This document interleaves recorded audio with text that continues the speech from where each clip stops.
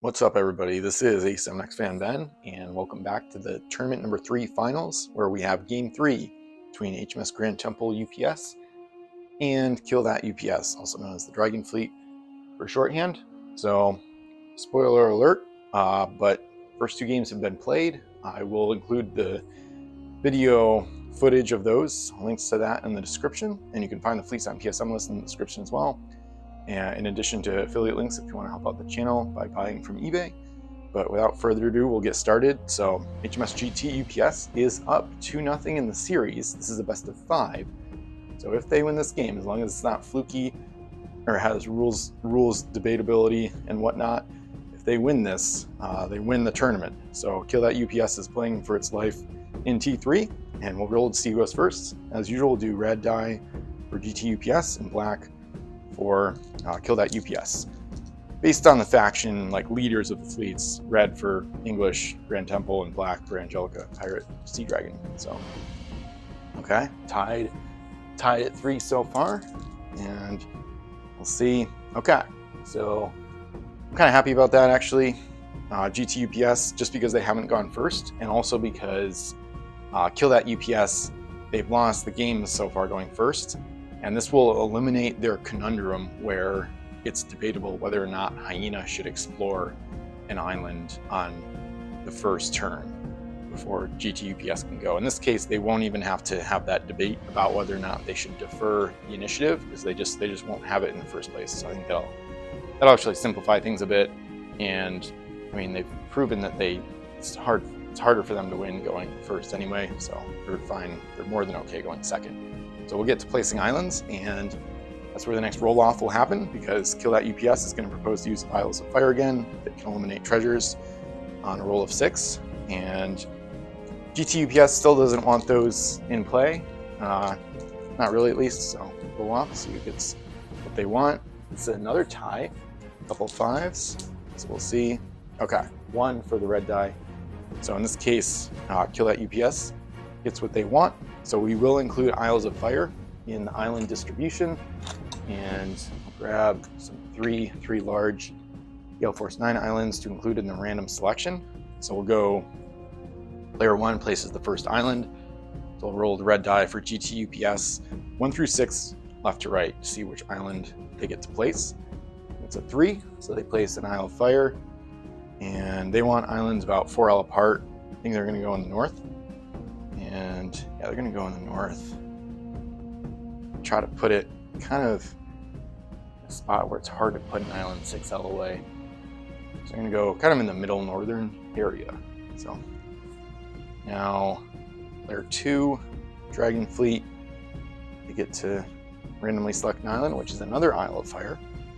So number 1, and this one, they're going to do their max 6L distance away policy here. They're going to go towards an edge to try to expand the setup, the island setup a bit. So I think an angle, something like that, should work decently. 4, 5, 6L. They're going to go right on the edge, pretty much, with that one. And these ones, the Isles of Fire, have to be wild islands. That's good to keep in mind for the island meta. So 1 through 4 now, left to right, going back to the Grand Temple fleet. 5, I'll re-roll that. And 2, so they get to place a normal island now. And probably just go in between these for now, but a little bit southwards. Probably something like that. So it's at least 3L. They're okay if islands are more than 3L but less than 4L. They just don't want them too far apart. Yeah, they kind of want it a little bit closer, so that's fine. Just to make it easier for Grand Temple to get from one island to another in one turn. Now pick again, so now we got 1, 2, 3, 4, 5, 6 for the rolls, left to right. Another Isle of Fire, so this will be the last one placed. So this time, I think it was pretty unlike this in game 1. I think GT UPS placed all the Isles of Fire in that one, if I remember correctly. So this one will be another wild island, and that might influence where they put it. It could go a 6L way down here. the terrain role is going to really impact whether or not it matters, this placement matters, because if GT UPS gets what they want and they place a ton of whirlpools, these island placements won't matter as much because it'll be easy to get to islands no matter what. But we'll see how that goes later. So they don't have foreknowledge of how many terrain will be placed per player right now. Only wonder what the roles will be. So Dragon Fleet, it's kind of a struggle to place.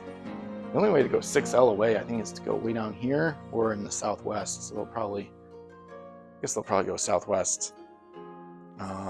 So far, the island meta, I would say, has mattered less than the treasure distribution and maybe less than the terrain meta. So I think this tournament is helping me learn that the island placement meta, strategic meta might be, I may have overrated that a little bit, arguably, but, or I'm just not. I might not be gamifying it as much as I should. So the problem is, like, there's still 2 more islands left. So it's a lot easier to gamify the setup in the last island or 2 that are placed. Because here you just don't know where the opponent will place their next one.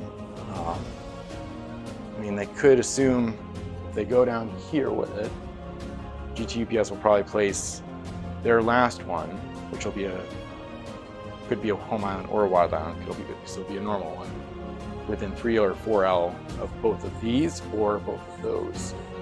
Or they could go northeast, but probably go west. And then that would leave the last island. Kill that UPS. They are happy they're placing the last island because that could be 6L away, which I think it would be easier to preserve that if they go in the south for the last one. So if they place, yeah, see, this is why it's could be good to think about this a little bit. Again, the whirlpools might make all this irrelevant, but if they go 4, 5, 6, they place this Isle of Fire down there.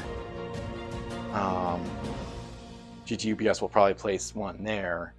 That's a little bit harder to place one a full distance away. They could still go way over there.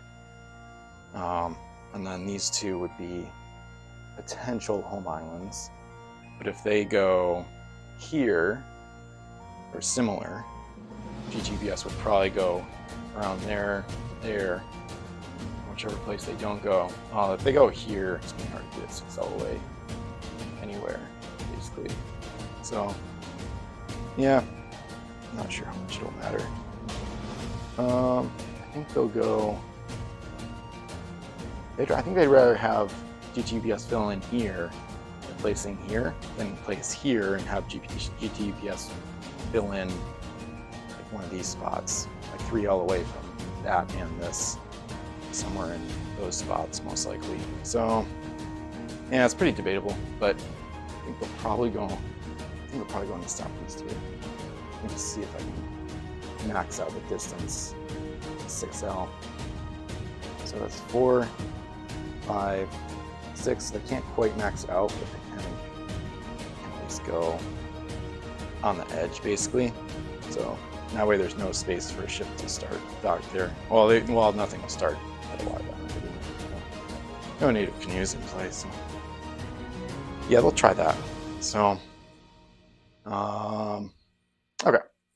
So 1 through 3, 4 through 6, last island placed by Grand Temple Fleet. So we'll place this. I think this might be the biggest one, at least the widest. That one's probably got more area. But so, yeah, they probably will move this out of the way for a second. Probably will fill in here because then I think it's harder to place. Yeah, it's harder to place one 6L away from any of these northern islands, partly because that first one they placed, I think that was a good location there. And this one is, I think, a good spot too. Like, it's harder to place 6L, maybe from this one they could get about 6, probably not quite. They might just go there anyway. But if they place here to be within 3L or 4L of both of those, this can definitely be 6L away from any of them here in this corner, basically, pretty easily, I think. So I think based on that, they probably will go somewhere like that, probably a little farther. Yeah, that's a little less than 4L. And then same thing here. So yeah, they're okay with that. And then the last island, placed by the Dragon Fleet, player 2. And yeah, there's not a good spot for 6L. I think it'll be closer, if they go up here, I think it'll be closer to that than if they just go due west of the middle. So I think they'll probably just go on the edge right by the clock pretty much. And even though they can't get 6, I mean, it's closer to 5 than 4, so it's still pretty far away. Yeah, that's probably the best they can do, I guess. Something like that. Yeah, pretty much right on the edge. So interesting setup. We got three islands basically hugging the edges of the map. So, yeah, I mean, the orientation is kind of like a circle or oval, so not too crazy, but somewhat interesting setup. That's another thing I like about changing player order too. I mean, it just happened that way, but because that way the island terrain meta changes. Because then the other fleet that normally has been going first, instead they get to place the last island in this case. So that's the first time Dragons got to do that in this series. So now we get to terrain, which might make all that less relevant, but we'll see. So HMS GTUBS, they're player 1, so they'll propose their number first. They definitely want whirlpools and fog. Based on this setup, they assume that the enemy is probably not going to pick that as their home island. Player 2 will choose the GTUBS home island first.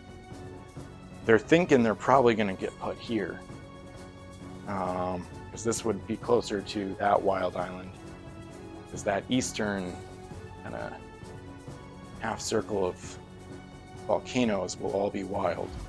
So that's good to know. So only one of these 3 can be a wild island. The other 2 will have to be home islands. So based on that, I mean, yeah, they're just going to want whirlpools either way. They're just wondering about whether or not they want to put 3 or 4 whirlpools out there. Probably go more. It is kind of a wide setup. None of the islands are only 3L apart, I don't think so. They'll probably want to put, if they want to put 4 whirlpools and still be able to put 2 fog banks, that'd be 6 terrain. So I think that'd be enough, certainly. Yeah, they'll vote for 6. That's fine. It's basically just debate like 4, 5, or 6 for what they'd want. So they're gonna vote for 6 and kill that UPS. They're still trying to deny the enemy from using whirlpools. So it can really help Grand Temple have more island options available, and also might be able to get the jump on Hyena at some point because of it as well. So they're going to only vote for 1 because they know that if they place a reef, the enemy can't benefit from whirlpools because there needs to be at least 2 in play to use them properly. So they're going to vote for 1 because they still want a reef out there. So big terrain differential as expected, kind of similar to games 1 and 2. And okay, GT gets the roll. So 4-1, and we'll play 6 terrain per player. So starting with player 1, and in that case, we're going to see a bit of a whirlpool fest here. So, okay. It would be interesting someday to have a, I don't know if we'll get this with AI this decade or next, but some kind of game simulator where you can truly simulate like 100 games between these fleets, and then you could even kind of force it to be equal of like each one goes first 50% of the time, and then have an equal number of like half the time they go first they get their terrain roll, half they don't, and then the same thing when they go second. But I certainly can't play that many games, but just for maximizing fairness and trying to get some kind of more objective result, I suppose. So because GTUBS, they keep winning their terrain roll. I'm glad the player order is different though. We'll see if Kill That UPS can do better going second. I don't know about that though. They have to hope that GTUPS gets a bad UT at the first island. So they're kind of due for that to happen though, if you've seen the first 2 games. So, so second whirlpool by GTUPS. Yeah, they want maximum coverage basically. Sounds like an insurance thing or something. So I know if GTUPS comes out, it should be about there. Just want to be within a triple S movement distance of both islands. Go a little bit more in the middle, so that's good. And then, oh, this was a mistake. My bad, but this was meant to be, I was getting distracted. This was meant to be a reef. So. All right, yeah, because GT is not going to be affected by Sargasso's, I don't think anyway. So, Yeah, kill that UPS. They're not stoked about the volume of terrain, especially because then the other fleet could use a whirlpool instead of hitting Cove on the first turn. They'll probably Cove, so they have a chance of sending 2 coins home versus 1, but we'll see. Yeah, they'll put some reefs out there. Might as well start covering the board with reefs, I think, just to try to interrupt that flow of movement from one island to another. But GTUPS, they're going to keep covering the board with whirlpools too. So that's their 3rd whirlpool. And we'll see. I think we're going to see a 3rd reef. Definitely. They're going to place this one between these 2 islands, I think. Because they anticipate a whirlpool going here too, or maybe here. Oh, actually, you know what? Yeah, they're going to go a reef here. They're trying to not let a whirlpool go right between those islands. There could still be one here, though. That's probably what they're going to place. So, yeah, it's easier to kind of win the terrain setup when you're placing whirlpools versus obstacles, like negative terrain, like reefs, when you have the regular rule of having to have an SOA. Because, oh, whoops, I grabbed a reef instead of a whirlpool. Because then they didn't have to be SOA. You could stack the reefs and really at least cut off one island. But since they have to be SOA, it's kind of harder to truly obstruct trade routes and basically shipping lanes between islands. So, okay, so that's 4 whirlpools placed by the GTUPS. So player 2 will place their 4th terrain out of 6. And I'll go with another reef. I go over here now, especially because they know this will be a wild island. Yeah, they're trying to obstruct. But so GTUPS now, 2 terrain left per player. They might, I think they'll go 1 more whirlpool. They'd like to have more than 1 fog bank, but maybe they should have voted for 7 or 8 terrain, but whatever. They should be able to make do just fine with this.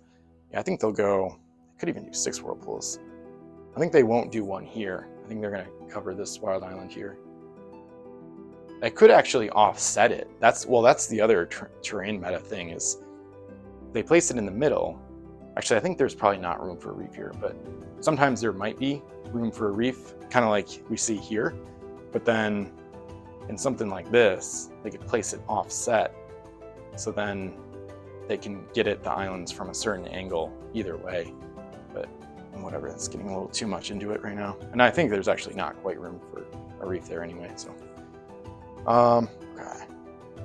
I mean, offsetting it to like the north or south based on assuming the enemy could place a reef in the way of one or the other, directly in the way. But yeah, probably another reef for the Dragon Fleet. They still got 2 left. I don't know if they really want to place anything other than reefs. It's kind of debatable. They don't really, I mean, now there's plenty of whirlpools, they don't need to place any of those.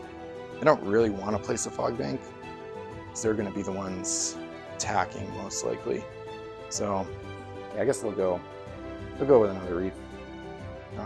With a different shape this time. Guess they could go between these 2. I'll probably try that, I guess. Yeah, I suppose so.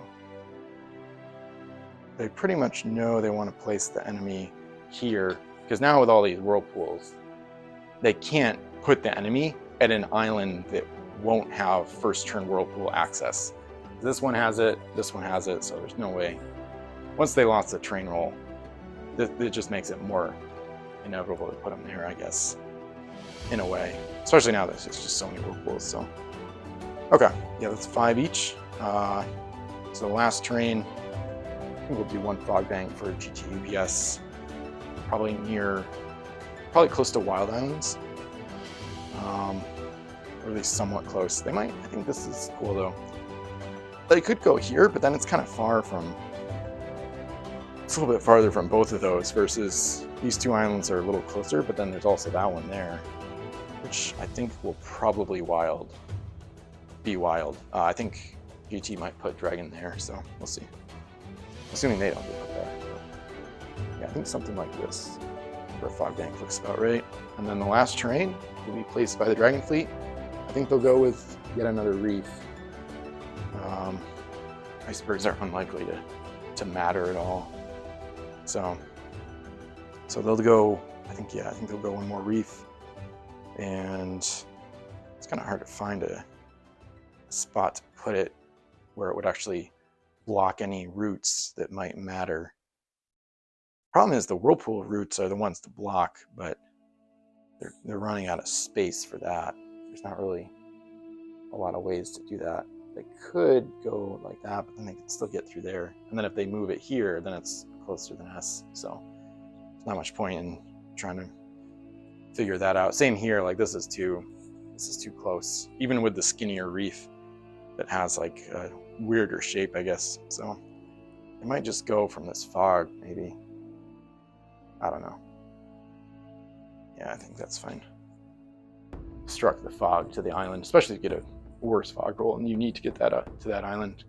Because there's a chance that island could have the best stuff. And it might get revealed via maps of Alexandria, but then if they make it harder to get there, at least, whatever. So, okay. So, and yeah, it's kind of 6 terrain per player when Dragon didn't really want to place hardly any. It's kind of a wash what they should do or what they want with it. Okay, so kind of an interesting setup, and I think it'll be cool to see what happens here. I kind of like the setup. It's kind of intriguing, at least.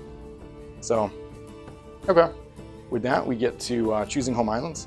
So we're going to use player 2. We'll place a home island token for player 1. So Grand Temple UPS fleet will be the white or light colored tokens, and yeah, I think they're going to place them in the far west, just because placing them here or there will just give them quicker, easier access to wild islands.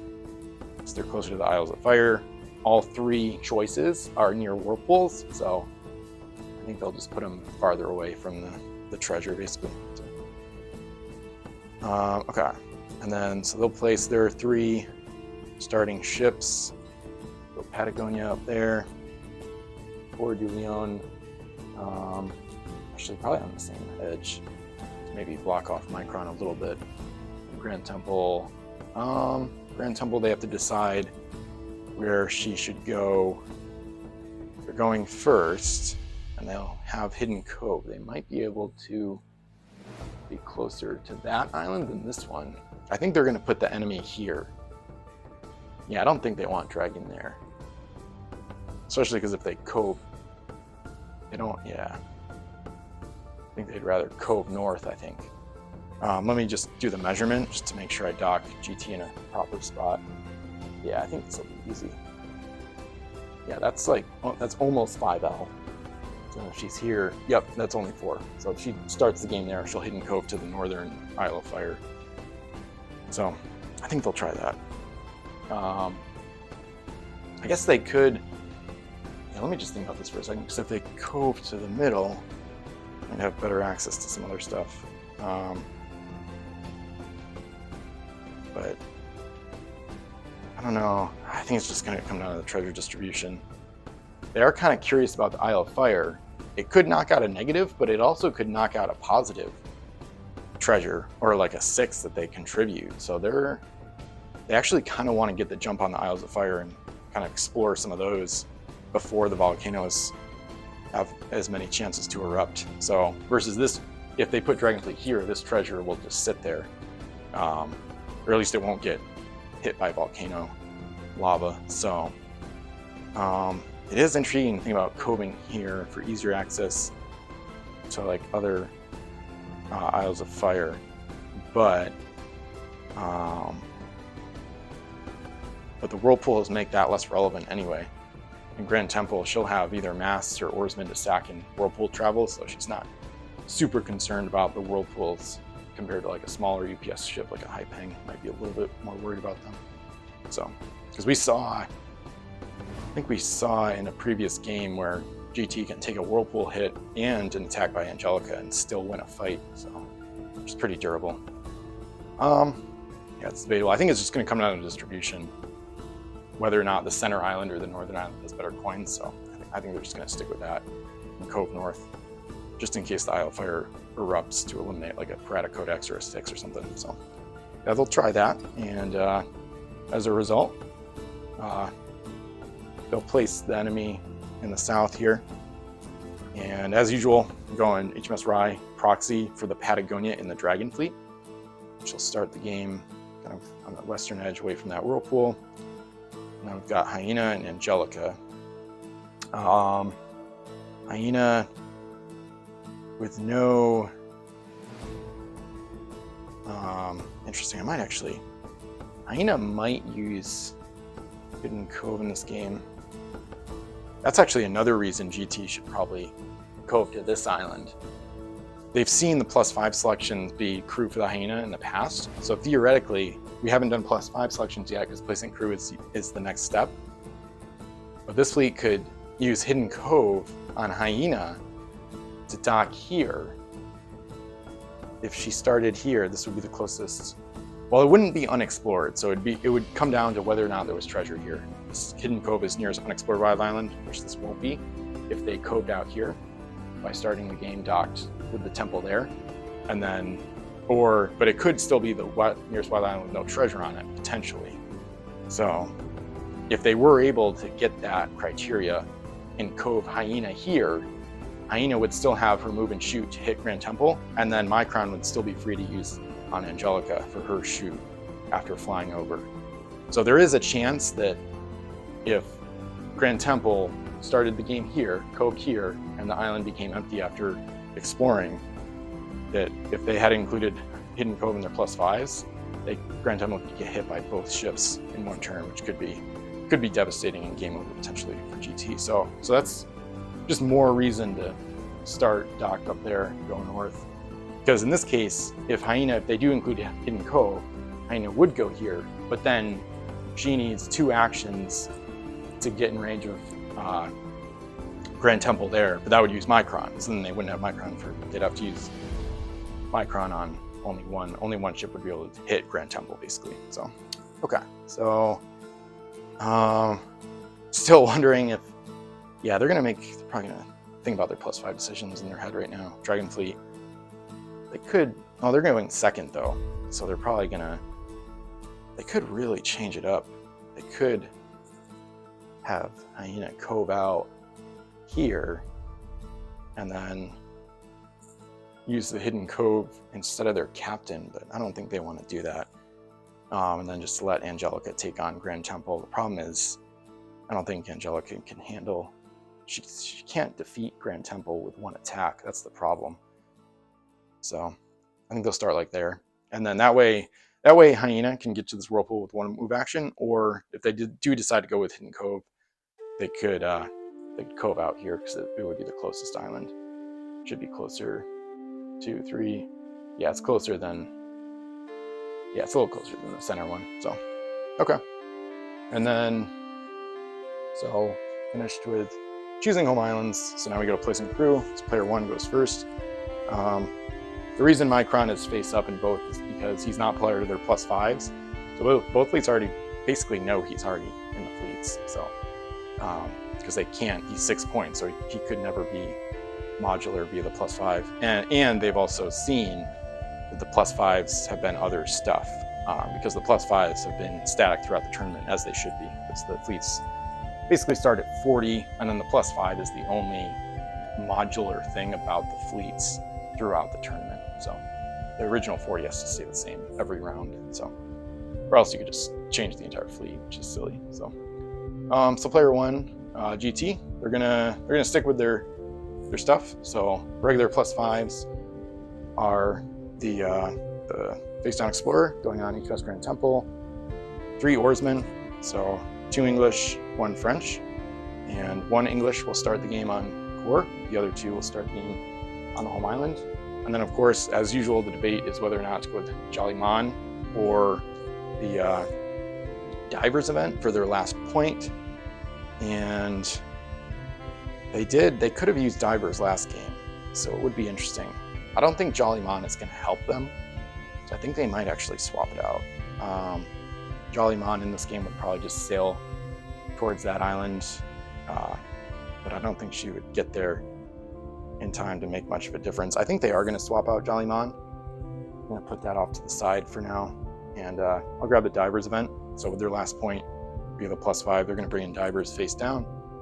So they have Hidden Cove and Divers, 2 events. And then the other fleet, is I think they're going to stick with what they normally do.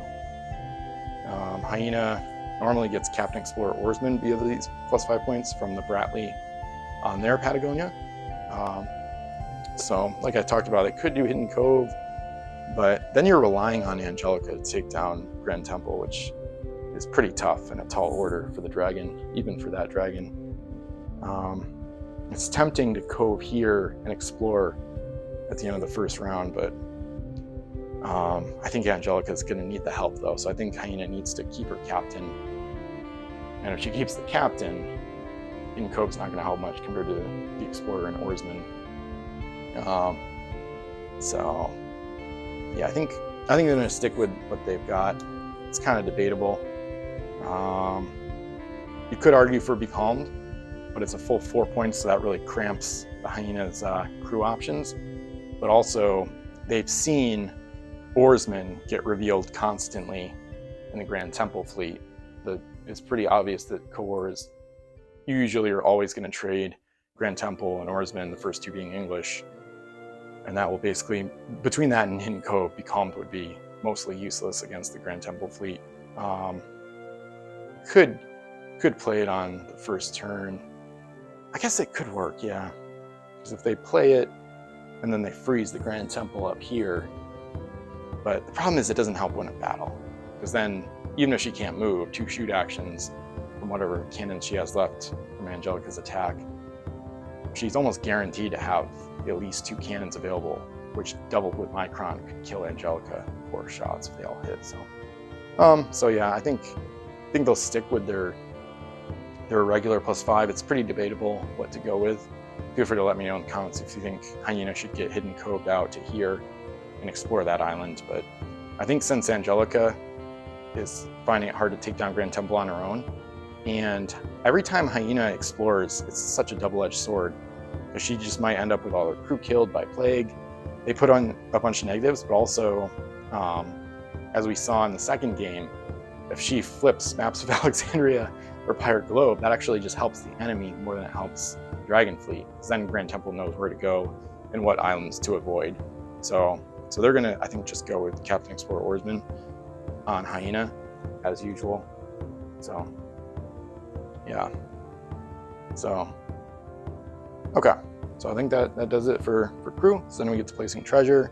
It's gonna be the same ones as we've seen earlier in the series. We've got double eliminators and double revealers and the Jailhouse Dog, along with 663 for the GT fleet. And then we've got 5 negatives and 3 5s in the Dragon fleet. So sticking with those. So these negative UTs that's actually one of the only ways that Kill That UPS can win this game, I think, is getting Grand Temple to find at least one of those. So we'll get those mixed up, 4 per island, and then we'll be ready to go. Alrighty, get ready for Game 3 of the Tournament 3 Finals. HMS GT is going first. For the first time in the series, they'll have the left chess clock, and they're in the west, so that's perfect. Eastern Fleet, they're still in the west, but right side Fleet, Dragon, on the right chess clock. It's not in in-game condition, just to help me play a little bit faster and keep the time in mind. So we'll get going. And they're going to immediately reveal Hidden Cove, of course. No surprises there. And Grand Temple will get teleported to the nearest unexplored wild island, which I've already determined to be the north based on where she was docked. This is the closest unexplored wild island. She'll just set up shop right there. They're going to see, they want to determine how to redock though. If they want to redock in optimal position for the whirlpool or for that island. I think probably for this island, because then they could get here with 2 actions next turn, potentially, without having to whirlpool travel and potentially lose a master crew. Because if Angelica hits them hard, they might be down crew they might need. And then the only other thing is where to dock. That's not their redocking. I'm just gonna measure this a little bit. So that's like 3S there, and then probably 2S, that's like 5S, versus here, it's gonna be about the same, I think. So yeah, it'll be 5S either way. So I guess in that case, they might as well dock here and redock here. So then they have easy access to both the whirlpool and that island. So they'll start docked there, and they're going to redock. And reveal the Explorer, Captain Jack Sparrow, because we know they'll need those. Oh, I actually got to roll for the Isles of Fire, so let me do that. Sorry about that. So I'll go clockwise, north to south, and roll for the volcanoes. On a 6, random treasure is eliminated. You got 5, a 1, and the southern one, a 3. So no treasure, but got hit with eruptions. So no active volcanoes this player turn. But they do roll on every player turn. So I'm gonna move S there and then S back to redock, explore the island, because she's got Explorer crew. I'll put the light color token on the island, mark it explored, and here we go. So first island, and this might be the game. Okay, so Pirate Globe, Savage Natives, 5/6. So a pretty good island overall. Savage Natives is the main problem. So, okay. So they've got to apply both of these UTs, and then we'll see what they want to load. So they would choose to apply Pirate Globe first. So this one is one of the revealers that they put in. So when revealed, turn all treasure on all wild islands face up for the remainder of the game, then remove Pirate Globe from the game. So we'll do that right now. So these two are still on the island, so they would be seen before they get loaded, or one of them might get loaded. So that's seen by the Dragon Fleet. And let's check out all the islands. So this is huge knowledge. Oh, they're glad they didn't go here. So we got Wolves, Natives, Jailhouse Dog, and Karmic Idol. 4 UTs, 2 positive, 2 negative, here in the middle. So nothing worth value. So they're glad they didn't go there. So I'm pretty sure the Wolves should prevent the loading of Karmic Idol, but anyway, it's yet another rules debate, you could argue. So this one's got 6/5 Plague and Maps of Alexandria. So it'll be a rough island because there's nothing to deal with the Plague there, but pretty good values. So the worst values have to be over here. So yep, Codex, Missionary, 5 and 3. So I would say actually kind of a more balanced island distribution than what we've seen in some past games this tournament, because every island has at least 1 negative and at least 1 positive, essentially. Of course, the revealers are basically negatives for the Dragon Fleet. That's another story. So on game 2, so okay, interesting distribution. Glad it's not. I don't think it'll be a game ender either way. Like GT didn't find all positives in both 6s or anything here, so this will be interesting to see how they deal with things. So the globe, I'm just going to toss that out. So okay, so now we deal with the Savage Natives, which is what they're worried about. Nothing to trade it away or anything. So when revealed, roll a d6. On a result of 1 through 3, eliminate the crew on the ship that has the lowest point value. On a 4 through 6, eliminate the crew that has the highest point value. Then the ship can load 1 more treasure only. Then put cursed natives face down on the island. The ship must leave the island on your next turn. So it's going to go face up because the globe says remainder of the game. But anyway, and both players would know about it anyway. So, so Wolf clarified that this one, the 1 more treasure only, that only applies to ones loaded face down. So it doesn't apply to the Pirate Globe. And the code actually addressed that too. I just hadn't seen it, I suppose. So, but anyway, so we're gonna roll. So they want to get a 1 through 3.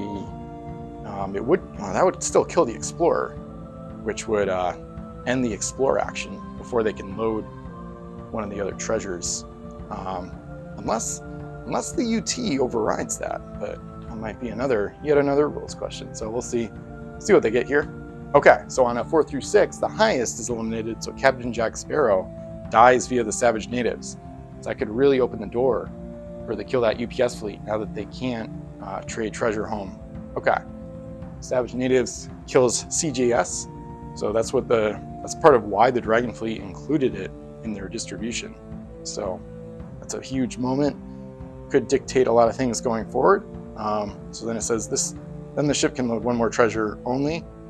So place it face up because of the pirate globe. And so they are going to load the 6 because CGIS dying frees up a cargo space. So they can load him, or can load that coin, I should say. And now they actually they've got another action. So this is kind of an interesting situation. So they can't trade home. So they're tempted to actually go home, like really soon. Because they know that the other fleet is more of a killer fleet and will have a harder time getting gold. So let me think about GT, UPS, and what they want to do with this next action. They probably won't explore again, because then the Savage Natives might kill another crew. And also, to Whirlpool home, I think they need the helmsman to get there to the Whirlpool. So, yeah, no matter where they dock, it looks like they're going to need the helmsman to get to that Whirlpool. They need that third S. So they don't really want to lose another crew no matter what anyway. So if they explore again, Savage Natives might kill the helmsman. So, let me think about this. Coeur du Lion is probably going to set out on her own now. Because she won't, without CJS, they can't trade any coins to her, so she might as well just get gold on her own. Probably swapping helmsman in the meantime. I think she'll do that now before I forget. So Coeur du Lion is going to dump her English helmsman on the home island. She doesn't expect to need it. And I think she's gonna load the French one face down. Yeah, it's gonna take up a card space because of Princess Al Ra, even if they flip it face up, but it could be good sack fodder if she goes through a Whirlpool. She might actually do that soon. Because Grand Temple, if she goes home and tries to transfer this coin manually, it's gonna take a while to transfer it to the core. So, she'd kind of rather not do that. She could just go home with that 6. She wouldn't get home. She'd go through the Whirlpool, but she wouldn't be able to dock after coming through. The other option is, of course, the Grand Temple could stay out at sea and Whirlpool towards one of these other islands. It's kind of debatable, though. This one would be the target, basically. Could go there, but I think this would be the target because you could apply the codex to eliminate the missionary, and then there'd be some gold available, and that would free up this because it would get rid of the plague via the codex, freeing up that. But I think that's a risky move because they can't get there yet. They'd end up like here probably. It's probably where they would go, but then they would get attacked by Angelica. I think they want to take the sure thing and bring that 6 home before HMS Grand Temple starts running into trouble. She's going to get hit. Angelica is probably going to attack her this coming turn no matter what, most likely. So they have to assume that. They're going to try to get that 6 home sooner rather than later, establish a gold advantage. So they gotta get the most gold here. So because kill that UPS, they have some trouble playing from behind. They like to kill the enemy fleet before they can get anything home. In this case, the other nice thing about this Whirlpool being they placed it right next to this island within S of it. So Angelica can't block Grand Temple at all. There's no way. It's basically impossible for Grand Temple to not be able to dock home on her turn, on her next turn. They could try to finagle it so that they could do a transfer. But the problem is, actually, they might be able to do this transfer to get the +2. I think they want to try that because they don't know if they're going to get any more coins home, especially if Angelica hits a lot. Oh, the problem is cargo wrecking though, because if Angelica, that's the real issue here. If Angelica hits more than twice, the 6 will go out of the game via the cargo wrecking. So they're hoping that Angelica won't hit that many times. Yeah, it's a tough situation either way. Next turn they would have the 3 actions to get the coin home, because they could have Grand Temple touch core and then explore core, and then core explores the home island to get the coin home. Either way, it's going to take 3 actions though. Unless core undocks now and touches the temple, but that opens her up to get hit by the dragon as well, which they don't really want that. So it's really debatable what to do. They could even send core out and about too. I think they're going to hope Angelica hits less than 3 times, and then they're at home either way. So then if Angelica hits more times, they could return home, shoot back with at least 2 cannons, and core has a 2L, so she might be in range of Angelica. So yeah, I think I like this exit location for Grand Temple, because there's not enough space right here for Angelica to block the junk. So she might be able to get a wing in the way, but I think Grand Temple will be able to get under that. So even if she wanted to touch core next turn, I think core is gonna not get an action this turn. I think she's gonna stay docked, because yeah, I think in that worst case scenario where Angelica hits all 4 times against Temple and takes out the 6, at least the recourse for Grand Temple on the next turn is to try to salvage the combat advantage by fighting back, basically. So Grand Temple could get 1 action to come home, 2nd action to put 2 shots in Angelica, both 2Ls, and then maybe core would be in range for a 3rd 2L shot. So the odds of her hitting 4 times is actually not super high. So she's got 3 cannons that are only at 50% accuracy. So I think that's probably their best move. This is definitely big decision making already on this first round. It is tempting to maybe go here, but either way, Angelica's going to attack. Because if Angelica attacks when she's here, the cargo wrecking is likely to take out the Explorer, and then Grand Temple won't be able to dock and explore here next turn. With Micron she could, but she'd probably want to use Micron to attack back. Yeah, they're trying to play the long game. And the other thing about Grand Temple going towards home right now is she could repair sooner. They don't want to lose her, so she could maybe repair after injuring Angelica. So I suppose they'll do that. And that's probably it, actually. Because like I said, I don't think core should leave the island, because she is really easy pickings for Angelica. They could, well, that's debatable, because core might not be that valuable anyway. She would take 2 hits to sink, and they have that oarsman. Princess Aurad might trigger. She would trigger on the cargo wrecking hits, or actually her ability would trigger anyway. I think that would be a loser chooses situation where they would choose to throw crew to an island rather than having them be killed by Angelica. That's an interesting one. I don't think I've seen that, a 0-point reducer versus a cargo wrecker, but anyway, so core could touch Grand Temple, removing the safety of her being docked at the home island, but then also giving Angelica an additional target to shoot at. Then they might divvy up the shots, and it might also put core more likely to be in range of Angelica, depending on where Angelica flies over there. But I think they'd rather stay docked. I don't think they want to risk losing core via 2 shots that hit, and then also having Grand Temple get hit a couple times. So it would make the transfer to the +2 easier, but only if core doesn't get shot at. So I think since they know Grand Temple can at least survive this attack by Angelica, they're going to keep core docked, try to preserve that potential of getting a +2 on that 6. But we'll see if they might suffer a lot of damage and not want to use all the actions that it would require to get the 6 plussed up. So of course next turn they could transfer the 6 and not unload it. They could just give core 1 explore action and preserve Micron for Grand Temple, move, and then shoot after or something, but she's probably going to want to dock home.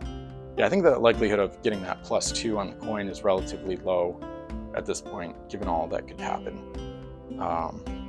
But I think might be a little too much analysis. I don't know, there's just so many so many pros and cons to each action, basically. Whether or not Core should go touch the Grand Temple now to expedite next turn, but she might be sunk because of that. So guess they'll just sit there. All right, so let's do Isles of Fire to kill that UPS fleet. So again, north to south clockwise. So nothing there. Eastern Island, a 3, and then a 5. Okay, so nothing, no eruptions here either. And yeah, so they'll go after the enemy with Angelica. I will decide Hyena later. So Angelica basically wants to stay out of the Core's range of her 2L cannon. So she'll probably go, actually she wants to stay out of Grand Temple's range too. So she'll go at the stern and like as far away as possible. So I think she can start her shoot action here and have all, yeah, she has all 4 in range. The wings are just barely in range of the flag, but that's fine. So, because she wants minimal Grand Temple cannons in range of her on the next GT turn. So, okay, so we're gonna have our first shoot action of the game here in the second half of round 1. So I'll do the same cannon rules as the last game, where the red is 2L, the white is a 3L, and the 2 black ones are 3S's. So here we go, Angelica. Okay, 3 hits. So they are able to wipe out all 3 cargo. We'll choose to apply cargo wrecking ability. So 3 for 4. And Grand Temple loses her face down helmsman. Her Explorer. Actually, I forgot to do the Whirlpool roll. So on Grand Temple, I'm pretty sure. She would lose a mast, I think. Okay, that was a good roll though. 3 is positive in this case, so whatever. So she didn't lose anything from that. Sorry about that. But okay, so 3 cargo eliminated. So the 6 is gone and 3 masts taken out. So yeah, Grand Temple, she really only wanted no more than 2 hits taken to preserve that coin. But kill that UPS is happy that their UT took out CJS, and now they're doing decently well. The question is, can they get any gold? So Hyena is probably going to go after that now. So that uses up Micron, of course, the Patagonia's action, and Hyena is going to head out in search of some treasure. I think there's no point in her going through that whirlpool in the west, so she might as well head here, I guess, because she knows she's just going to get slammed at these other islands. It's pretty bad out there right now. These coins are tempting, but the plague is in the way. So she only has 1 action though, so that actually kind of works better, because it's debatable if she should explore this yet, because similar to a previous game, once the Codex triggers, this plague goes away and that gold is freed up for Grand Temple to maybe go get it. But of course, Grand Temple is severely weakened now. She has no cargo and only 3 masts, so that could probably gonna play a big role here going forward. So problem is Angelica, I think, is probably gonna be killed. I think Grand Temple is gonna shoot twice. She's got all 3 in range. So okay, so Hyena is gonna head there, and that's pretty simple. That's a pretty easy turn. Pretty obvious what to do. I think I had to stop GT from getting 8 gold total. So turn it over. Roll for the volcanoes from the north. Got a 1, and with all the treasure face up, it'll still be a random one which one goes. So no volcanoes erupted there, but the coins would still go back face up. They'd still be face up. So in this case, they would know which coin goes out of the game via the random elimination. Okay, so yeah, like I said, I think with no coin to unload, I think GT should just load up the cannons here and shoot directly astern with the junk keyword. She'll shoot bow to stern, so that if the enemy for some reason got rid of their 2L head, then the other 2 will still be in range of the other segments, I think. Actually, maybe the second one, because they can hit the base. Yep, they can hit the base with these other 2. So they'll still shoot bow to stern, just to make sure that first cannon's in range of the head. That's actually an interesting rules question. I'll have to ask Wolf. If you choose to eliminate the head, the wings have nothing to stand on. So I don't know if you can eliminate the head first before the wings at all. So that's a fun one. I don't know if people have thought about that before. It's the first time I thought of it. But either way, yeah, you got to kill the dragon here. So English, returning fire. 3 2L shots. So I mean 3s or higher. So, okay, 2 hits. So Angelica loses 2 segments. They would lose the 3 S's. And I think we're just going to go again here with Micron.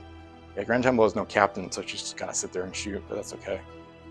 Yeah, she can't leave this thing alive. She's got to try to kill it here. So she's hoping to get another 2 for 3, 3 for 3. So Micron to shoot with Grand Temple again. Here we go. So big shoot actions. Oh, 3 for 3.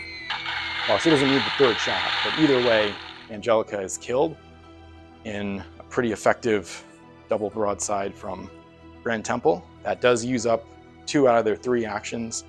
So core is the only action left to give in their fleet. That's huge though. Because I don't know if Hyena can do this alone. I guess with Micron, she might be able to. So they're going to base core's action on what the Hyena is likely to do. She's likely to come here, dock. They see she has 4 crew, just like in a previous games. So she's likely to be able to explore, trigger these UTs, load up at least one of these coins. That'll free up this though. So they might have core go east. The only risky thing there is Hyena could also come through the whirlpool and attack. Okay, I gotta keep that in mind. I gotta keep Hyena's max damage in mind, because right now the Grand Temple is still vulnerable. They could try to finish the attack. They could actually be aggressive with Hyena. I don't think they will be, but they could come through. That's a risky move. They could come through Micron to attack the temple and the core if core undocks. Core cannot reach this whirlpool. She'd have to go there. It's close, but she won't touch it with S+S moves. So Hyena, her max damage is 4 masts, but if she misses 2 cannons or 1 cannon in the ram, Grand Temple will have a mast left, and therefore be able to return fire with 2 2L shots with Micron. There's a chance core might be able to be in range too. So I think that's a really risky move. And it's right next to the enemy home island. So I think they're gonna probably go for the gold. Yeah, I think so. Yeah, probably. Yeah, I think that's too risky. I just can't count on those shots hitting, especially those 3 S's. I don't usually have good luck with 3S cannons.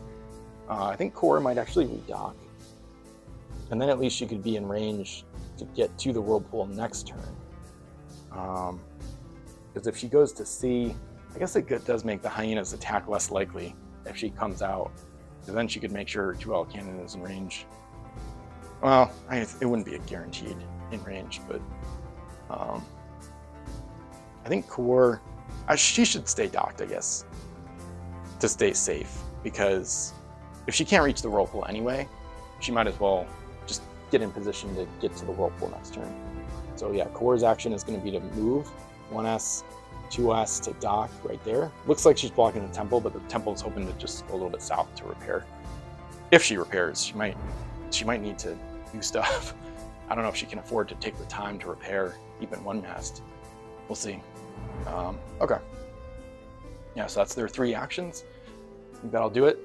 We'll go to the other fleet. Turns will be a little faster, probably. Well, that might end soon, but with no Angelica and no Captain Jack Sparrow, it kind of changes how the fleets play a little bit. So, okay. So Isles of Fire first in the north. Another 5 there. Nothing happening. Last one. Okay. Oh, that was almost looked like it was going to be 6, but so no eruptions yet. And Hyena, you got to decide. I don't think attacking Grand Temple is a good idea, especially with the other thing is core can shoot twice. Even if they get max damage on Temple and take out all her masts, I guess they could position where core won't be in range. I don't know. I feel like I'm gonna miss at least 2 of the rolls.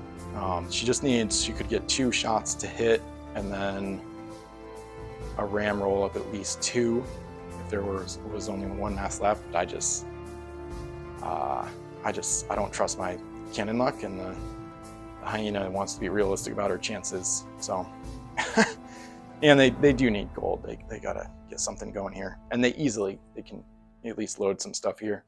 So I think hyena. I think the safer move and the smarter play is to try to get some of this. It does free this up, but at least hyena knows that she'll have Micron every turn, as long as he's not killed or something. But I don't think he will be.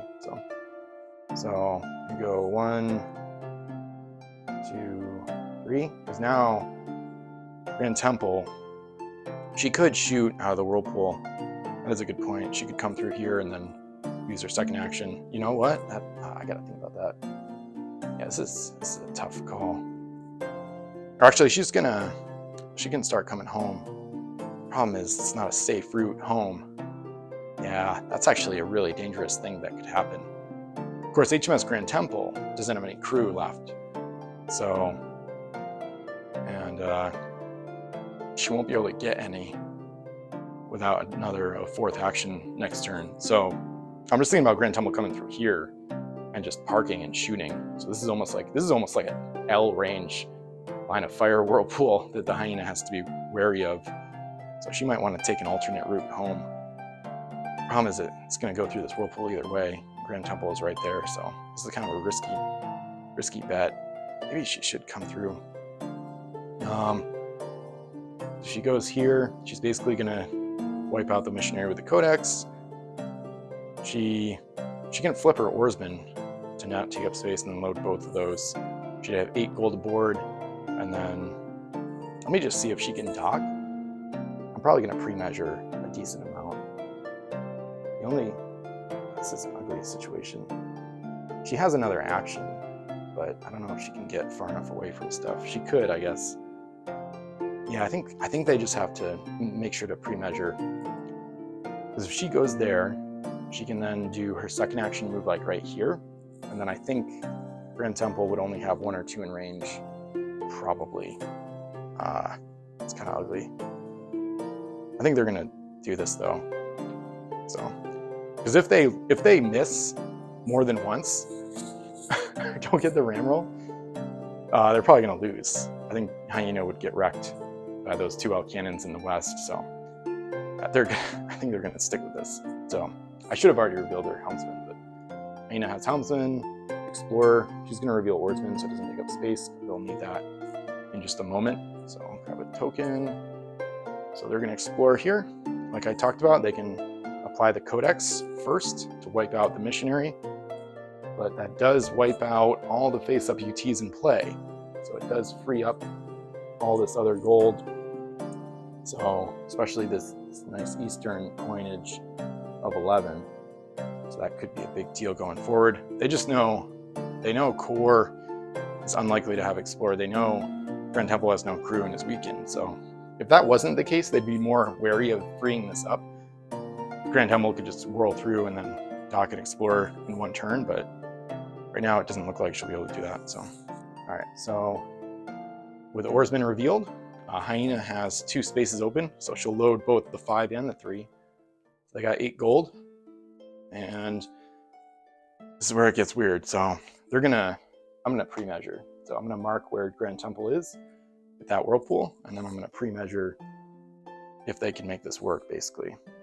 Kind of need to stay out of range here, just in case there would be 2 actions from the enemy fleet. I think they can just barely keep out of range of all 3 at least. So hyena can move right there.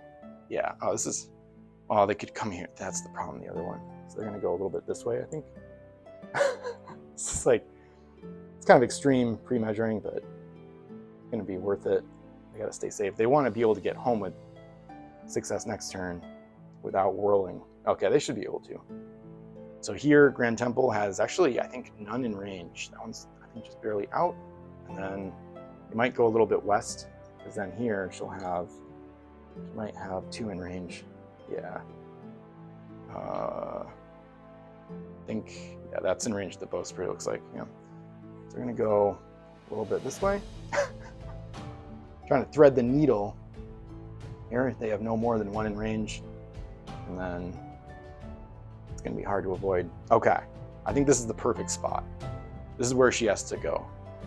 That way, even if Grand Tumble gets a move through a whirlpool and then a shoot from Micron, she won't have more than 1 cannon in range, no matter which whirlpool she comes out of. So, see, this is kind of extreme pre-measuring, but it's worth it. Especially in a game like this, they just gotta make the best decision. So they'll go there. So they like that spot, especially because even if Grand Tumble does come through, I'm gonna assume that the GT fleet saw that too, or like they would pre-measure on their turn, whatever.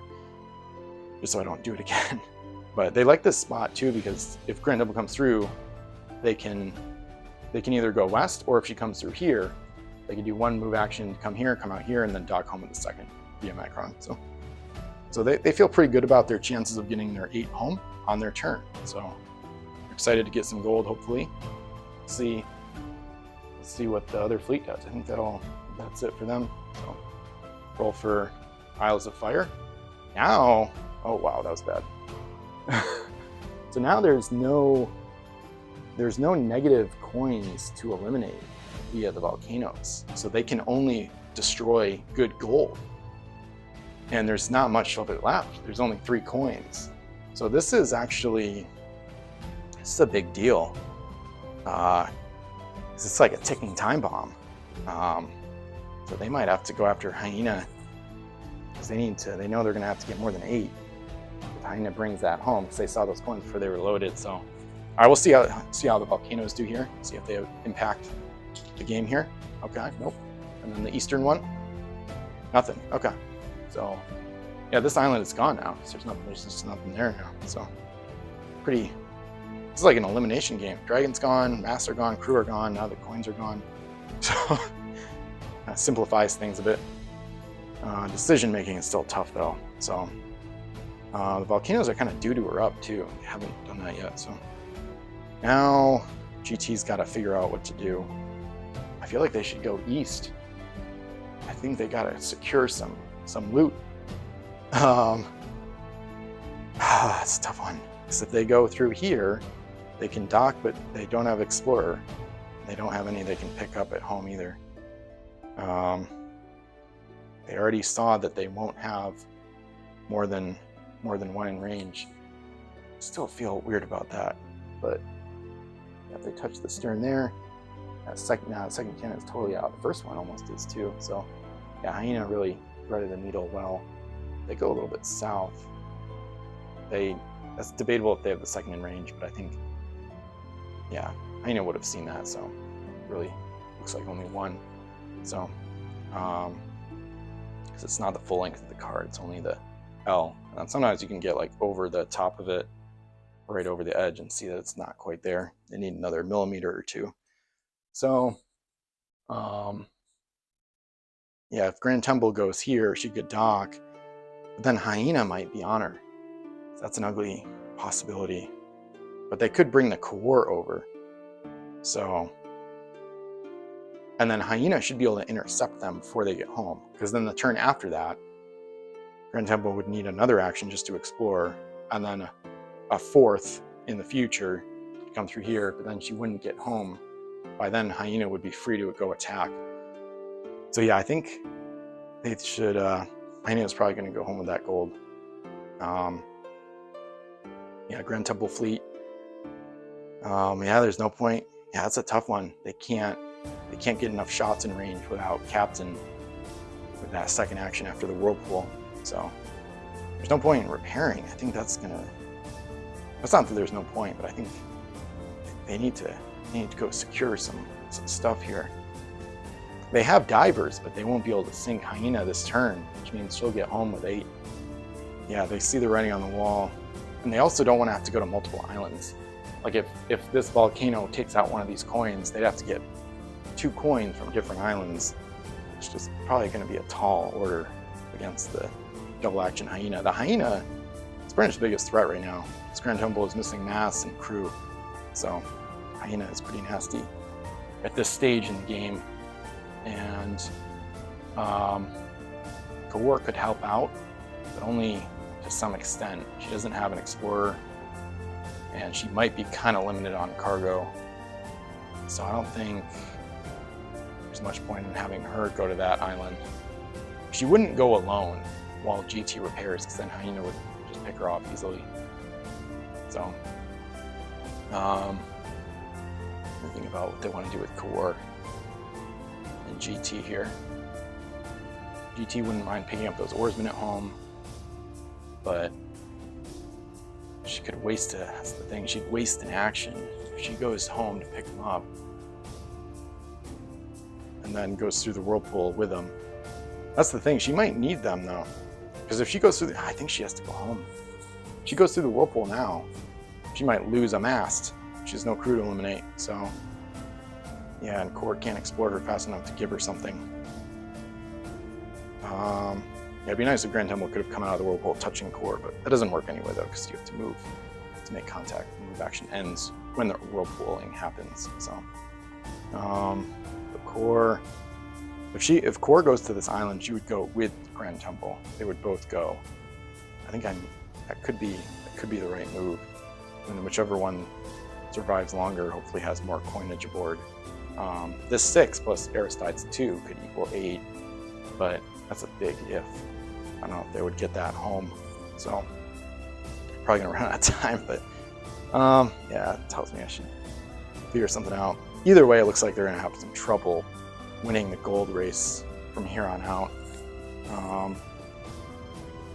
Yeah, I feel like if they play ahead, if they kind of simulate what should happen, Grand Temple goes through here, she can dock at that island, she can't explore it. Hyena gets home with 2 actions, unloads. Then on the next turn, Grand Temple loads both, and then she will be able to get back through the whirlpool with just S+S. So she'll end up in almost the same spot with 11 gold aboard. And then Hyena, the problem is she might be down to 1 or 2 masts at that point. So that's ugly. That's really ugly.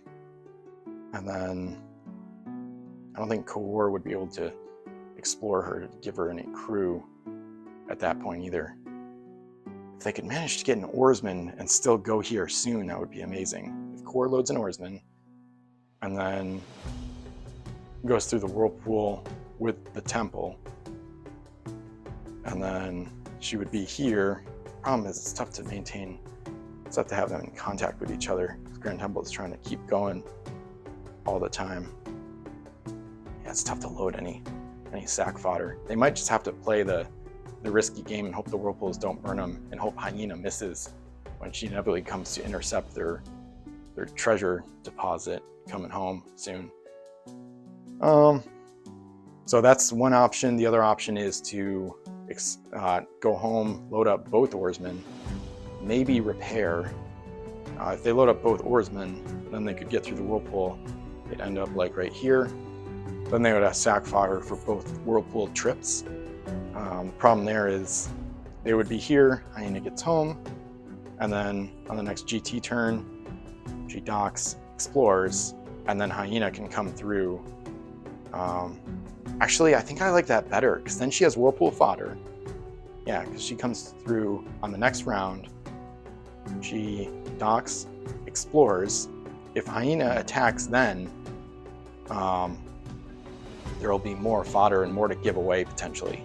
And then as long as she survives, which is more likely because she can sacrifice the oarsman, her 2 actions would be enough to unload some kind of gold at home. I don't know if it would be enough at that point, especially if she loses a boarding party, but at least she could go 1 action to get home. So I think that's too many rounds though. I need to stop the timer because it's just not gonna work. It's like the first time in a while I've gone over though, I think so. It's a lot of decision making here. So one action, load up the oarsman, second to come through here. Hyena gets home, unloads her 8. Next round, dock, explore, take both. Hyena comes through, attacks. Hopefully you keep both coins and at least 1 mast. Those are big ifs, but I think it's worth the risk, because then at least on your turn, before a Hyena can attack again, you can go on either side.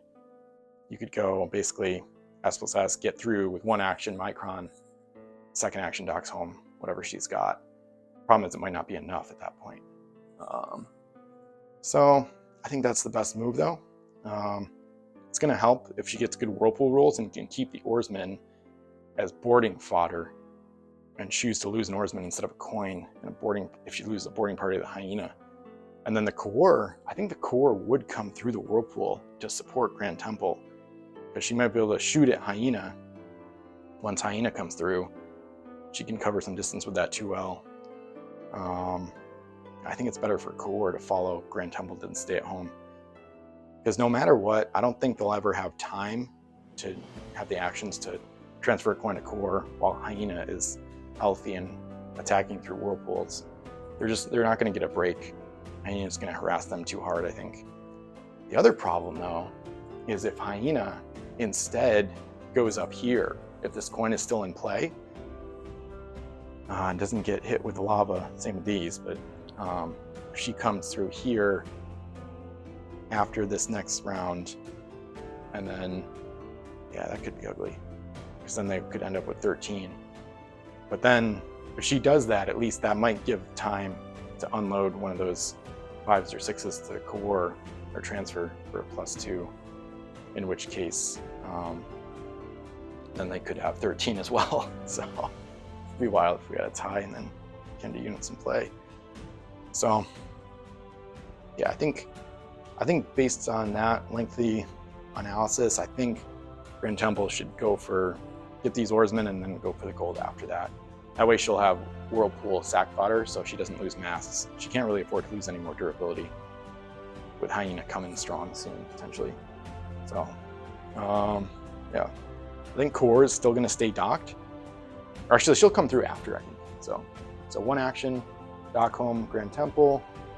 As a free transfer, free action, she loads both oarsmen, still face down. Second action, goes through the whirlpool. And then, so you roll after placing. So she's going to come out right there. And now we'll do this big whirlpool roll. Not as big with the oarsmen though. So, okay, so she's safe with a 1. And then the core, I think, is going to follow her like I talked about. I think that's probably best, just to try to have more cannons in range of hyena. Hyena could get shot at by core while Grand Temple escapes, potentially. The only problem, I don't know though. She could wait. Actually, yeah, core should wait to see what happens with the hyena and the Grand Temple and the volcanoes too. Because if a volcano takes out one of these, core might actually go up here to try to load that coin. So, okay. In that case, I think they're going to end their turn here. So, yeah, I think Grand Temple just got to choose both actions, one from Micron. So core, I think won't get any actions. I think she's not going to follow the Grand Temple through, because Grand Temple is unlikely to get attacked this round when Hyena still has gold aboard. So, yeah, Hyena really wants to get that gold home. So, yeah, they'll turn it over. And, so I'll roll for the volcanoes. So north first, nothing. Had a 5 a lot of times on that one, but okay, nothing there. So neither one erupts. And Hyena is just going to come home. I think she should stick to the plan, secure her loot. So at least they have a gold lead. So 4, 5, 6, and that will get them an 8-0 lead for now. See if it holds up with an extra action from Micron, and that's all they'll do. So Isles of Fire, see if there's any eruptions here. 3, go to the east. 3, okay, nothing there. So GT Fleet breathes a sigh of relief, and I think they'll stick to their plan. And there's no reason to change now. Can't even shoot a Hyena anyway. So yeah, they're gonna go one action to dock right here, and then a second to explore. They're gonna load both coins, flipping an oarsman face up so it doesn't take up space. Mark the island explored with a token, and then now the only debate is should core come through the whirlpool to make Hyena more scared. If she comes through the whirlpool, Like maybe right here, she could make sure cannon is, she can't guarantee her cannon will be in range of Hyena. So Hyena could ram like right here, I think. But I think if Kawar comes through, Hyena is more likely to just go for this. So that's actually fascinating. Because then they should use Kawar as a decoy. She could come through here, force Hyena to go after one or the other. She might still get Grand Temple and hit her hard. It's just going to come down to the rolls that Hyena makes on this next attack. And they have to attack, I'm pretty sure. If Kawar comes through here, Hyena might be more likely to go for this gold. But yeah, the GT fleet doesn't want that because she's going to get it. She's going to dock, explore, unless the volcano erupts. That's the other game changer here, is if this gets knocked out. But Hyena can easily explore it on this next round. So, and grab that 5. And then it would go back to the English. They would, at that point, they'd be free to dock home their 11. The problem is they would have to interrupt the 5 coming home, and they can't. I don't think they can do that. I don't think they can interrupt that, because if they go through here with 2 actions, it's actually pretty close on the S+S. Yeah, she barely can touch it though, so that's good. So because if Grand Temple comes through here, it comes out here, Hyena can dock in a way where she won't be. I don't think she'll have any cannons in range. Grand Temple. She might be able to come out in a way that blocks the whirlpool for the return trip, funny enough. But then she'll probably just get hit. She might get wrecked as Hyena tries to go by. So, I think in that case, Kawar should actually come through up here. And then she can at least contest Hyena getting that coin. She'd at least be able to ram, probably. Maybe not. I don't know if she'd be in ramming range. This is a weird tight game here. This is interesting. It's kind of a nail biter. There's still a slight chance of that. 13 high. Probably not though. So that's the other thing, is Aristide. But that's another thing. If they can make sure to transfer the coins, I think Hyena would interrupt that though. Let me think about this. They have the units in play advantage 3-2. So GT is good on that, but I'm just thinking, so if they leave Kawar there, Hyena on this next turn, she might attack Grand Temple though. That's the thing. Especially because this volcano, that might erupt before Hyena takes her next action, and then that'll force her to go here. So I don't think Kawar should stay put. I like the idea of staying put in terms of the +2, because then Hyena, if Hyena goes up here, Grand Temple next turn, 1 action to come through, 2nd action to go touch Kawar. But then Hyena could still attack. She could go 1 action, 2 to come out and hit. It gives Hyena an additional turn to try to hit Kawar du Lion. Or the English, sorry, the Grand Temple basically, before they can potentially unload their 13, or their 11, I should say. So, yeah, I think Kawar, I think she's probably better off going up here than anything else right now. It's really debatable. I'm just thinking, like I said earlier, I'm thinking if she comes through here, Hyena is less likely to attract Temple than if she gets that 5. It's almost over. Because then once Hyena loads this 5, it's hard to interrupt her on the way home with it. Especially as Grand Temple is locked up trying to get her 11 home just to play catch-up mode, basically. Because Hyena only needs 2 rounds to get the 5 home, because she can double action both times. And she's got her Explorer, she has an Oarsman or a Mast to sack in the Whirlpool, basically. So based on all that, I think Kawar is probably going to head for that 5 as like a deterrence factor. Man, this is intense decision making here, but that's how it goes in competitive games a lot of times. So I think she'll try this. Kind of debatable. I don't think she will be in ramming range. And it depends on where Hyena docks, but I don't think Hyena will be able to dock and have any cannons in range. I don't think realistically.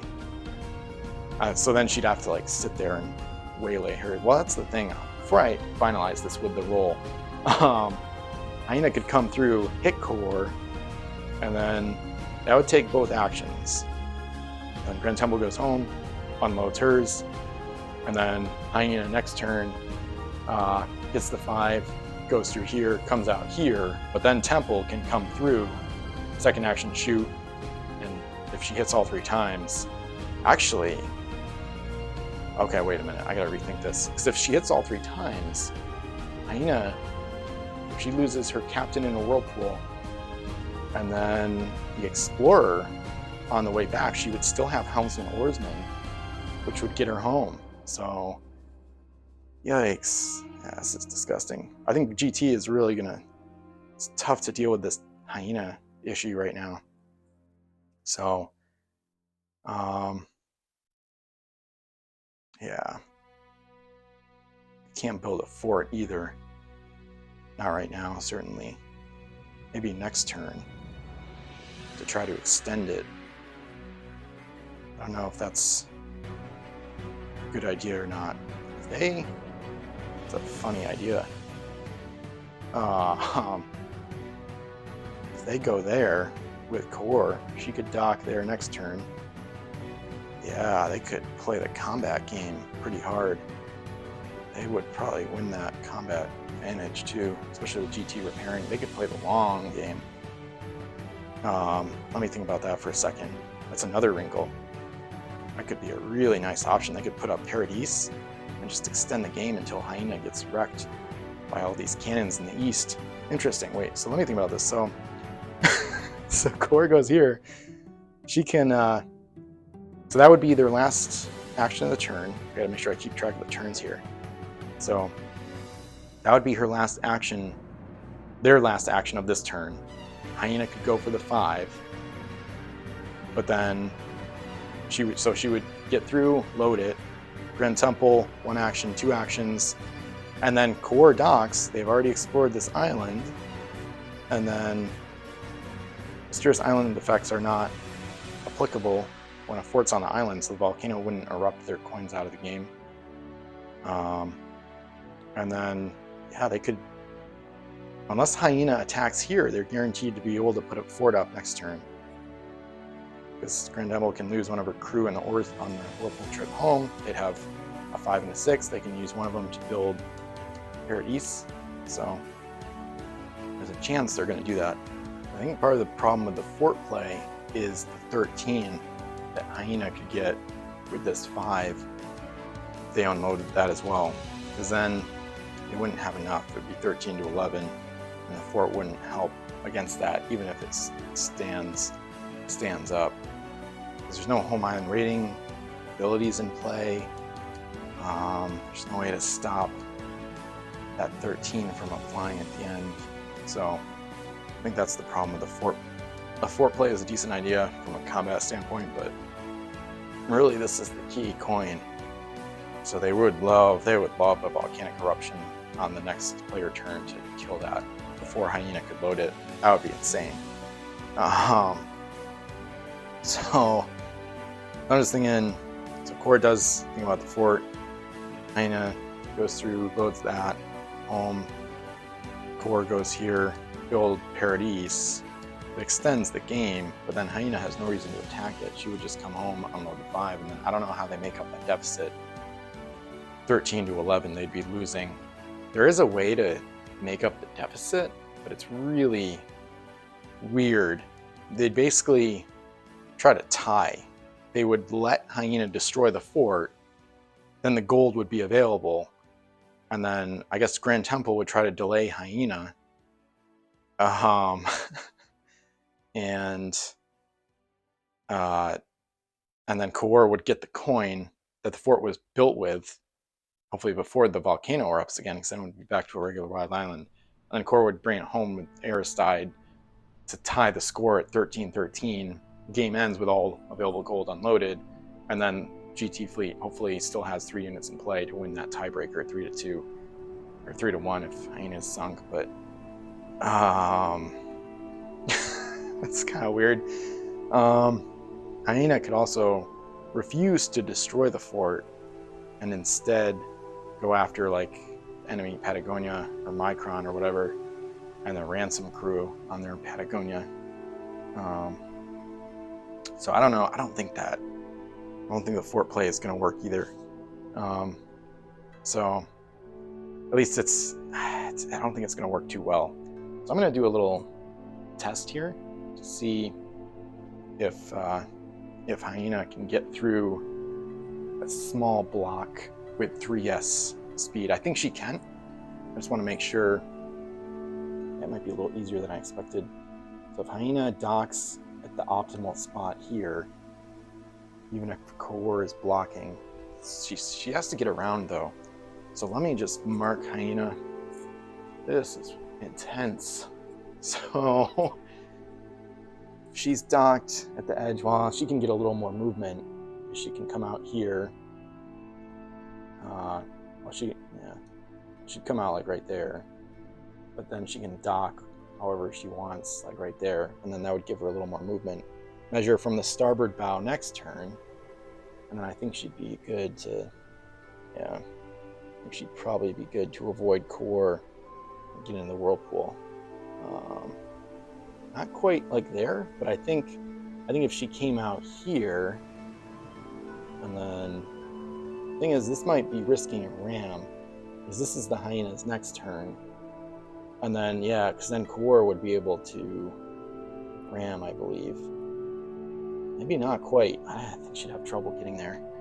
Because you don't have to touch the stern of a ship with the whirlpool, it just says touching. So they could try to block a little bit. Of course, it's a small ship, so it's really hard to block with. I think the problem is, she can't quite.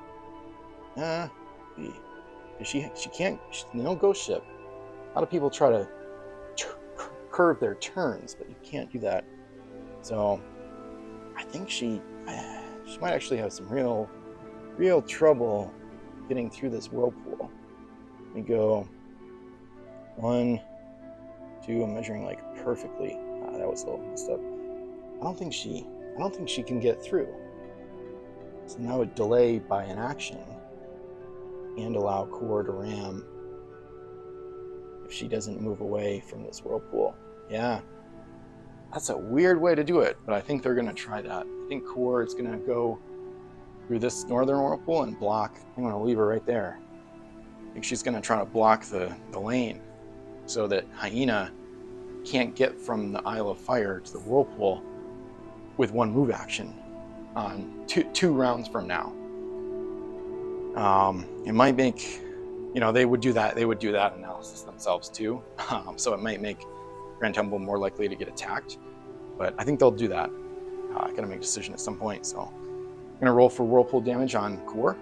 So nothing there, so just save on a 2, and I'm pretty sure that was their 3 actions. Hopefully I didn't mess it up completely.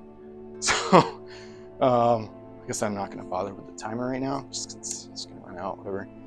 So try to expedite a tiny bit. So volcanic eruption on the turn of the Dragonfleet's turn. So here we go. See if it's a 6. It'd be crazy. Okay, nothing there. So the 5 remains intact if Hyena wants to load it. So we'll weigh her options a little bit, or a lot. So we know she can dock here easily. But I don't think she can. We just saw that I think she can't curve her turns, her turn radius. And maybe if she goes 1, try to make it. Actually, hang on. Might be a way to do this. Let me see this here. I think I kind of liked that angle better. If her bow is like there, if she goes way outside and then turns inward, it doesn't matter as much where she's docked there. I'm just gonna simulate it like in full, basically. Do a proper simulation. So 1, 2, 3. Come in, dock on the port bow. There. Load the coin. Micron for action number 2. 1S. 2S. No. I think I was right in the first place. She doesn't reach, partly because of this indentation. If it was a different shape of whirlpool, I think it might work, but that indentation hurts on the west side. Let me see if she can get on the east side of the whirlpool. So here, I think she has a worse docking spot though. She docks right there, and then measures from the port bow on the second action. I'm pretty sure you can change which bow side of the hull you measure from if it's a different action. I think it's only has to be the same if it's during the same move action. So she can't know. I'm doing the whole analysis again, and she can't reach the whirlpool with her second action this turn, or next turn I should say. I think she might still load the 5 though, just because core is not that big of a threat. They either go for the gold win, or they try to interrupt all of this. Grand Temple has not lost any oarsmen, so she's got 2 to sack. So that might come into play, because she's not gonna give up a coin in a boarding party. Her ability eliminates a crew on getting pinned. So if she doesn't dismast the ship, then she would she'd kill one of the crew via the ability, and then she could kill the other in a boarding party. Grand Temple is unlikely to give up any gold, of course, in a boarding party. She can avoid it. I think partly because of this block, I think Hyena might just go for it on Grand Temple. I mean, the chances are high that she would eliminate at least 1 or 2 masts, which would severely weaken the temple and her firepower. And then she might be able to take out some crew as well. And then core is kind of just stuck up here. Well, that's the other thing. Now that core has blocked, because she oriented herself to block, she's not within 1 move action of docking at the island, versus if she was here, she'd be in range. So that was the trade-off there, trying to prevent Hyena from getting that winning coin. I think Hyena's gonna take that into account. So they either go after Temple, risk the shots, or they go here, load the 5. The other thing is, they load the 5, core might not block, she might just ram and board. But Hyena could easily take that.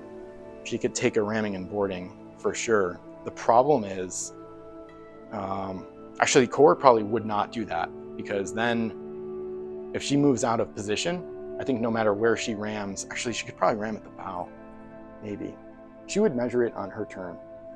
I don't think, we already talked about that. She probably can't ram. She probably can't ram if Hyena goes north of her rather than like west, basically. So,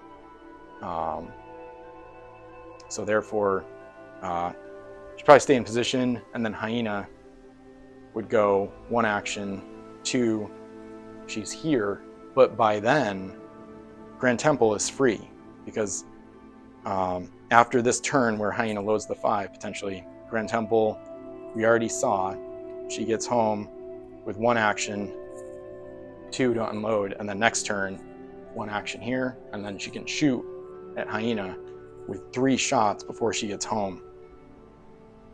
But like I said, Hyena should have the crew to get her home. She just has to make sure she keeps her helmsman and oarsmen.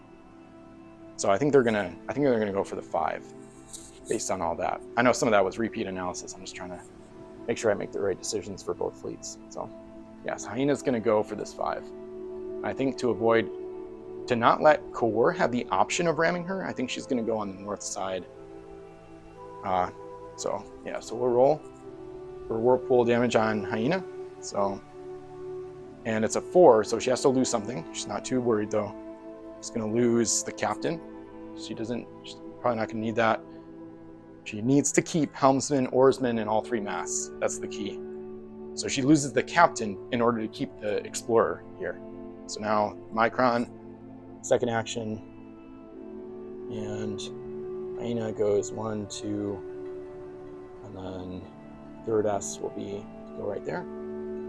And we know she won't get to the whirlpool. I don't think I measured from this, or actually, no, I did. And then, so I'll throw a token, which I probably don't need, but whatever. So she loads the 5 with her explorer, Yeah, no volcanic eruption. That was big. No lava this game. So that's kind of a little bit of a change of pace. Okay, that's it, really. 2 actions. Back to GT. Now, their only question is, how do they stop Hyena from getting its winning gold home? Because I think they basically can't, no matter what. Or is not in range of shots or ramming. Grand Temple is going to whirlpool no matter what, obviously. Yep, so she can touch right there. If she comes out, yeah, that's the ironic thing about blocking. She'd only have 1 in range. Just not enough. Even if Core wasn't there. But with Core there, she has none in range. So, Core could move right now. She could move first. And then, I gotta back this up though. Okay. She still has to be touching the whirlpool. I'd say that's not in range. All right. Grand Temple, her best move is to just go home to get this gold lead started. So, doesn't matter too much there. Roll for, let me make sure. There's no point in going to a different island.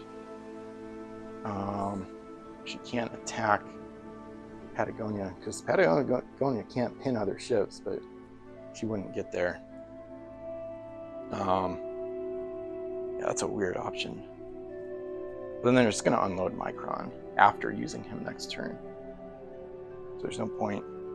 And then even if they kill Bradley in a boarding party, that doesn't make up the differential. They could theoretically get to 12 eventually, but it's not 13. So, all right, they're going to just do the whirlpool. So roll for damage on Temple. So if she loses something, she'll lose an oarsman. And the face-up one. And then her second action, so Micron. Yeah, Micron has 2 actions. He could do something weird, give it to Core. Let me think about that for a second. They need Nox. They need Temple to tuck home now. Yeah. Well, if Core also, we know if Core moves out of place, Hyena is free to go home and end it this coming turn. Core can't do enough damage in any way, shape, or form to be worth using with Micron right now. So, all right, Temple gets home, Micron. So now they're up 11-8, but it's probably gonna be short-lived. And Core should stay put to delay Hyena, so she'll go nowhere. And then we go back to kill that UPS. So there's no coins on the volcanoes, so no need to roll for the Isles of Fire. Hyena is gonna keep to her plan. Oh, she can shoot it. That's the other thing. Now she can blast Core. Because Core is just like a sacrificial block ship.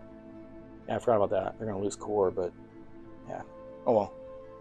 Realistically, see what happens here. So I don't want to ram and get pinned, so stay away from that. Do black dice for the 3 S's and then a red for the 2L. So shooting at Core de Leon. Or no, she doesn't have a captain. Never mind. My bad. That was a close one. So she lost the captain in the whirlpool to preserve all the other things she needs.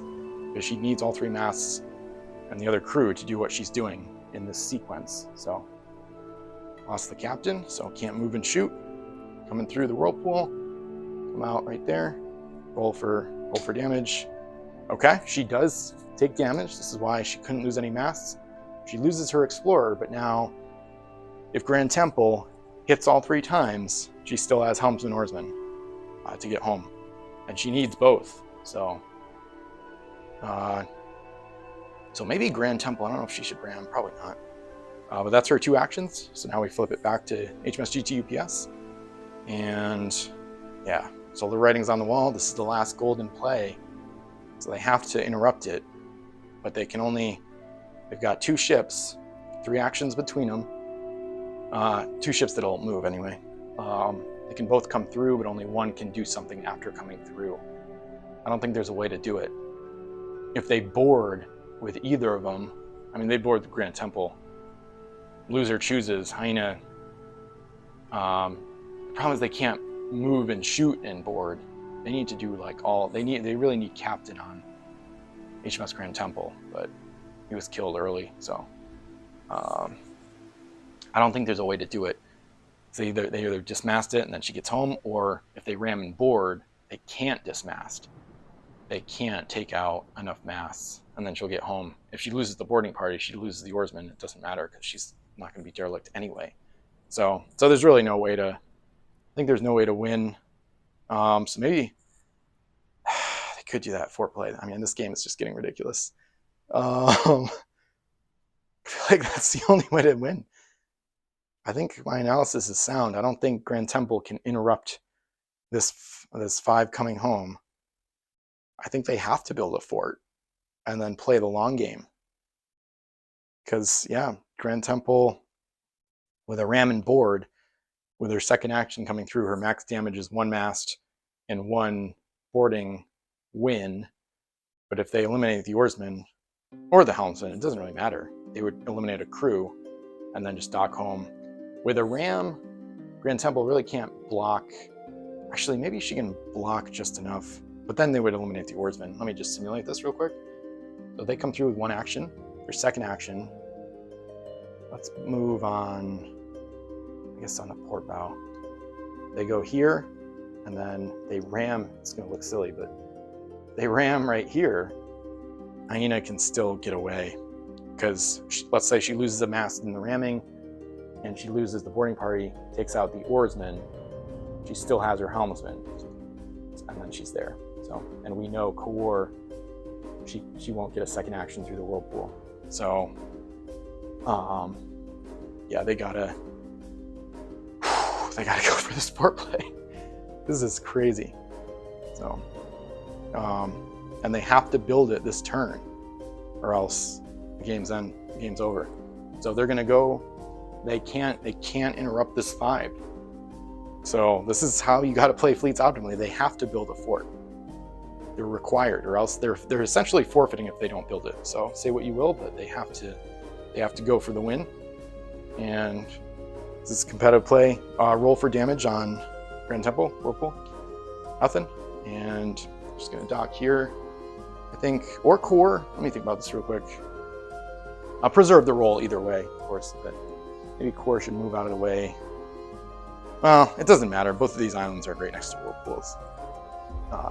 Yeah, whatever. They'll just go the same. They'll go back to where they were. Second action, and Grand Temple moves, and she's gonna dock right here, a little bit away from the whirlpool. And now core is free to go somewhere. Thinking she'll go. I think she won't use the whirlpool, maybe. They gotta stay safe though somehow. Hyena might try to take her out.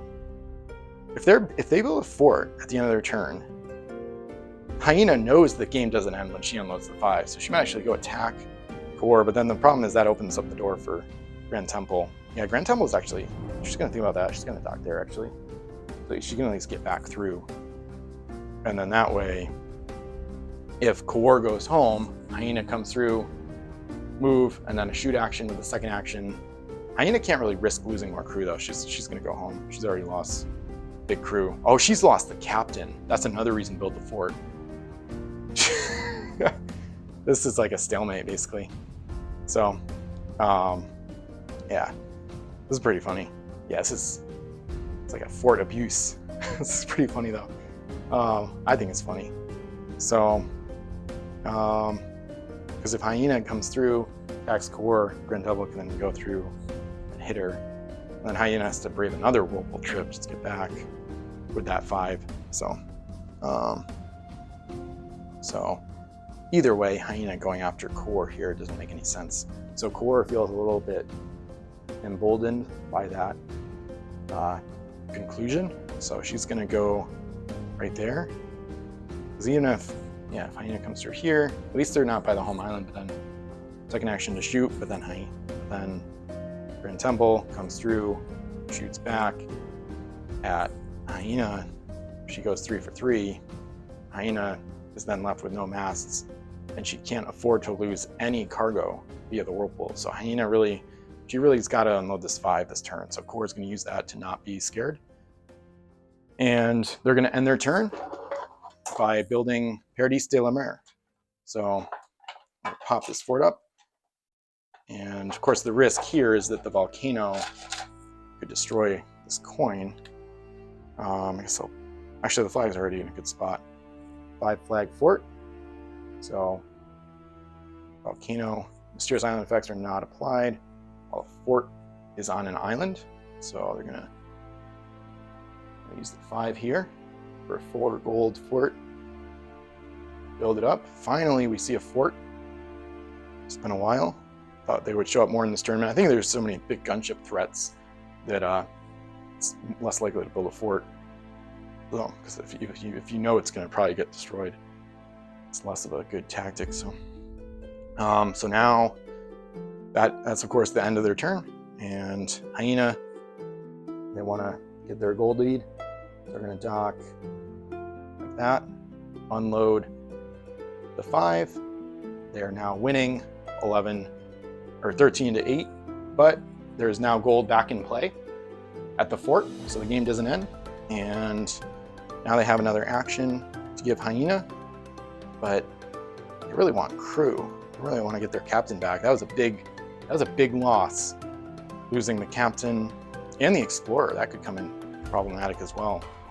I think they're not going to use the second action because that's just going to make them expose themselves to Grand Temple wherever they go.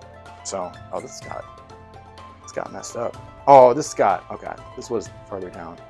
That's my bad when I bumped this stuff. But it shouldn't be relevant. That's unlikely to be a relevant area. So, yeah, they'll defer and not use Micron this turn. I don't know if there's a creative way to use the Patagonia and to kill that UPS fleet here. I don't think so, though. You got to keep Hyena relevant. Now, I think this is a game-winning fort play. That's what it feels like to me. The reason is because they won't be able to survive the encounter with it. And then, I don't know. They can try, I guess their best bet is to try to suicide, so that could cause problems. So yeah, I guess that's probably will go the route they'll go. Maybe those reefs they put in will come in handy against themselves here. We'll see. Problem is Patagonia. There's no Sargassos. Patagonia is like almost impossible to suicide galleys because they can always be given move actions until they sink, and there's no incentive the other fleet to sink her. But the problem is the gold lead. So I think they're probably still gonna lose though, because there's no way they're gonna. Yeah, this is bizarre. This is bizarre. Okay, I'm gonna play it out because it's so weird and it's worth going for. Most people would have called it by now or, ignored the fort rules or something, but that's not how the game is played. So we're gonna see what happens. As silly as it might seem, so it's pretty funny. Okay, so 2 repairs. Micron to Grand Temple. Coeur du Lion, she is basically trying to pick up this 5 as soon as the fort is destroyed, and then before the volcano would erupt. She should, unless it erupts that turn. That's going to be the big roll. And then, okay, so that's their turn. The other fleet is going to not give actions, I think. Let me think about this. Yeah, they can't. I don't think they can end the game. So this fleet, kill that UPS, they want to basically sabotage or suicide. So they can easily do that with Hyena. She could grind herself on a reef until she's a shipwreck and she's basically sunk. Patagonia can't kill herself. So reefs don't do anything. She can lose all her crew and her mast in a whirlpool, but the whirlpool won't sink her. Neither will the reef. And they're not going to sink her with Paradis de la Mer. They're going to force her to destroy the fort, force the other fleet to destroy the fort, because they need to plus up this 5 to 13 and then win the units and play tiebreaker. That's their end game condition. basically how that's their only path to victory. That's it. Because this gold is not going anywhere. I don't think there'd be any benefit for kill that UPS to build a fort. I think that would be a horrible idea. I can't imagine. Yeah, I don't think there's any way in which that works. So, or any benefit to it. So, especially now that Hyena has lost her captain and explorer, and now Grand Temple is getting healthy. She won't have crew, but 6 mass is no joke. So, bizarre. So, I think Hyena basically, yeah, this is disgusting. They need to just hope for the eruption to blow up the coin before Kor can re-explore the island and load it. Or try to have Hyena defeat Kor on the way home. But the problem is Grand Temple is going to be in the way, and she's going to be blasting Hyena as much as possible.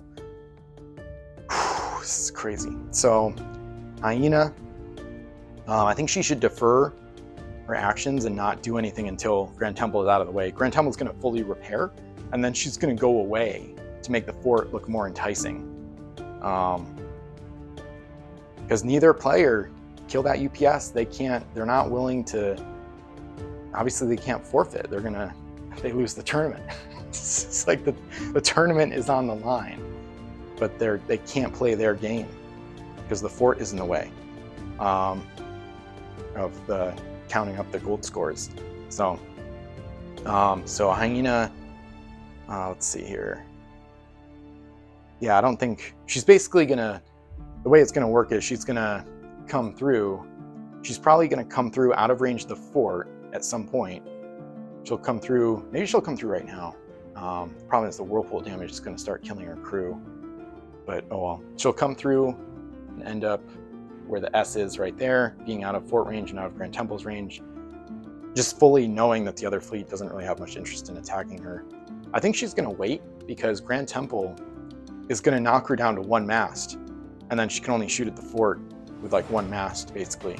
Because they want to weaken Hyena as much as possible before the fort is destroyed. Because once it's destroyed, they need Kor to get the coin and survive going home. Kor has an oarsman to lose in the whirlpool, so she should be good. She doesn't have to lose Aristide or the coin. So, let me think about if there's any other ways to play this. Maybe, you know what, there might be a way for Hyena to attack Kor right now. Let me see. So she can reach the whirlpool, come through second action to shoot. Yeah, if she can get Aristide out. Interesting. This is more, yeah, this is a little bit tighter. Yeah, no, they got a path to victory. They don't have to just forfeit to the fort, essentially. So let's see what they can do here. I thought they were gonna defer actions, but I think they should attack. They got to get Aristide because he's the +2 is what hinges. This fleet needs it to tie it up at 13. So let's get a black die for the whirlpool. Probably need another one for the shoot if she shoots. I don't know. Yeah, I don't know if she's gonna end up right there. Let me just get this right before I roll. She does have 2 cannons in range. I don't think she can get 3. Nah. It's going to come out, I think right there is good. She might ram instead, but whirlpool roll on Hyena. Oh, man, she's losing all of them. Okay. I think she'll probably lose the oarsman. That's not good. She could lose a 3S at the back. I'm going to make that decision in a second based on what they're going to do after. So if they ram, they could take out the Kor's mass, but they're really trying to kill the crew. Because if they win, yeah, they should win the boarding party and take out. If they win the boarding party, they take out 2 crew, and that would take out Aristide. Yeah, this is their way to win. So, yeah, if they win the boarding party, the ability only applies if the ship is pinned. So they actually want to miss the ram roll. They actually want to get pinned, because then if they get pinned but win the boarding, the Kor has to eliminate 2 crew, and Aura, Princess Vowels, she can't die once the ship sinks. So they have to eliminate the other 2 crew, one of which is Aristide. We still face down, funny enough, but crazy. Okay, so the other option is to shoot, but I don't think that's not going to kill any crew. Well, it could. Oh, but they could sink it. They could sink it right now. If they don't, I think Grand Temple is going to come Yeah, I think GT UPS made a mistake not protecting core, but I don't think they could. I don't think there was anywhere she could go on their turn. There's only one fog bank. And she couldn't, oh, they could have, maybe they should have used Micron, whirl here, and then second action to whirl home. But the problem remains of Hyena. I think the Hyena would still attack, because that's their best play is to kill Aristide before the fort has to be fought.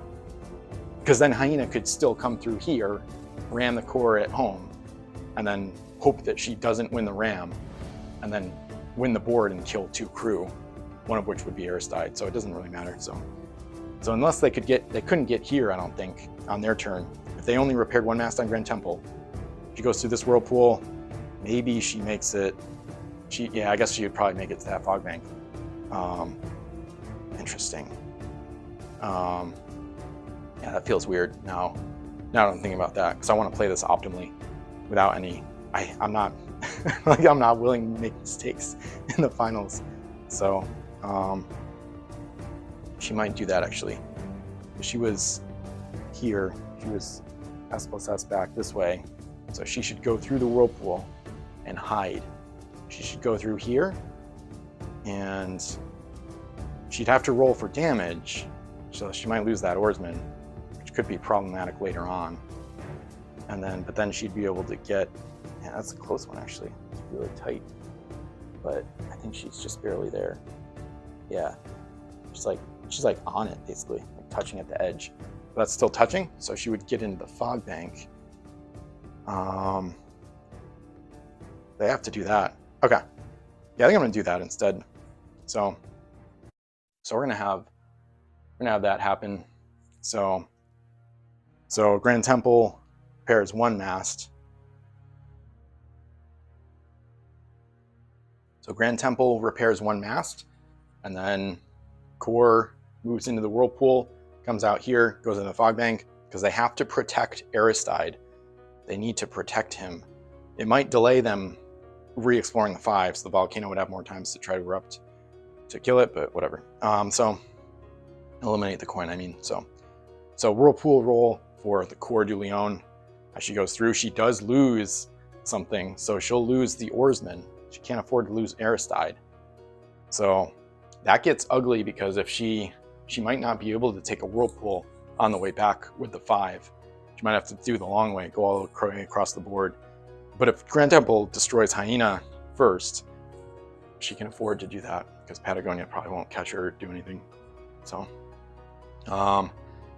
because then if she took the whirlpool trip back, she'd either lose her mast, her coin, or Aristide. She can't lose any of those.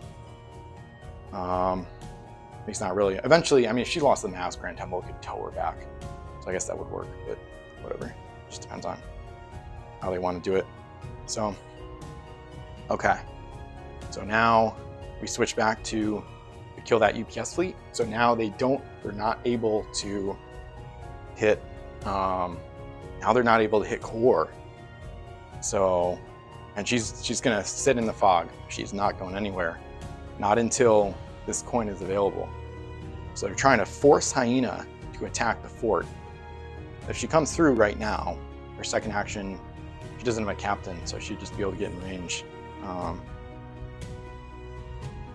They might do that just because Grand Temple hasn't fully repaired yet. I'm just thinking this is like a rare window where Grand Temple is not fully repaired. If they wait, Grand Temple is just gonna be at full strength for whenever they come through, and then they're gonna pick Hyena down until she only has 1 mast left. So, yeah, this is an ugly one. This is a bizarre game. I think about, yeah, you can't capture Aristide. The other option is to go for the ransom crew in the UPS fleet. Let's try to get 1 extra gold. I don't know if those crew are going to come into play. Hyena could come through here. Looks like she could ram Patagonia right now. So I think she's going to do that. I think she's going to try that and try to mess up their Micron strategy. The other fleet might do that too, but Grand Temple, with 2 actions, we already saw earlier, she can't get to their Patagonia through a whirlpool. with 2 actions in a turn. So yeah, Hyena's gonna fight back. She's gonna go after Patagonia because Galleys can't pin, so she won't get pinned to Patagonia here. So Whirlpool damage on Hyena. So this one, okay, so yeah, black die. Okay, so she loses something. It's a tough one. I think she'll lose a mast. If she loses the oarsman, I think that could be more problematic later on. The mast, at least she could repair, because the enemy fleet needs, probably want her to stay alive. Actually, they don't. Actually don't want her to stay alive, because then Patagonia would have to fight the fort, which is just super funny. Yeah. Oh man, this is crazy game. I think they're gonna lose the mast and continue. It's a debatable decision. Yeah, they'll lose the mast. We'll see what happens. Second action, so Micron, and using Hyena ram another Micron Patagonia, and so we'll do the ram roll first, and I'll call that a 3. So Patagonia loses her mast, and now they're going to try to eliminate a crew in the boarding party. So Hyena starts at 2, Patagonia starts at 0. So we'll roll red die for Patagonia to keep the fleets the same. Black for Hyena. Okay, so Hyena wins the boarding party, and Patagonia now has to decide whether or not, so Robinson can't be eliminated unless the ship sinks. Lord Micron or Bratley has to be eliminated. If they eliminate Bratley, the enemy gets 1 gold, and then they have to kill the other one. They have to kill the other Bratley to get 1 of their own. So this is kind of a weird situation. If they kill Micron, they might actually have some trouble fighting the enemy fleet towards the end here. I think they might let Bratley die in the boarding party because they know they have a good shot at getting their own 14 and catching up, because they can +2 that coin once the fort is destroyed. And then well, the other thing they have to keep in mind is if Hyena just rams again on their next turn, that's actually a problem. So that's decently likely. I don't know if they can prevent that though. Yeah, I think they're gonna lose. I think they might lose both crew anyway, because the other fleet has no incentive to keep Hyena alive, really, if one of the ships has to fight the fort anyway. So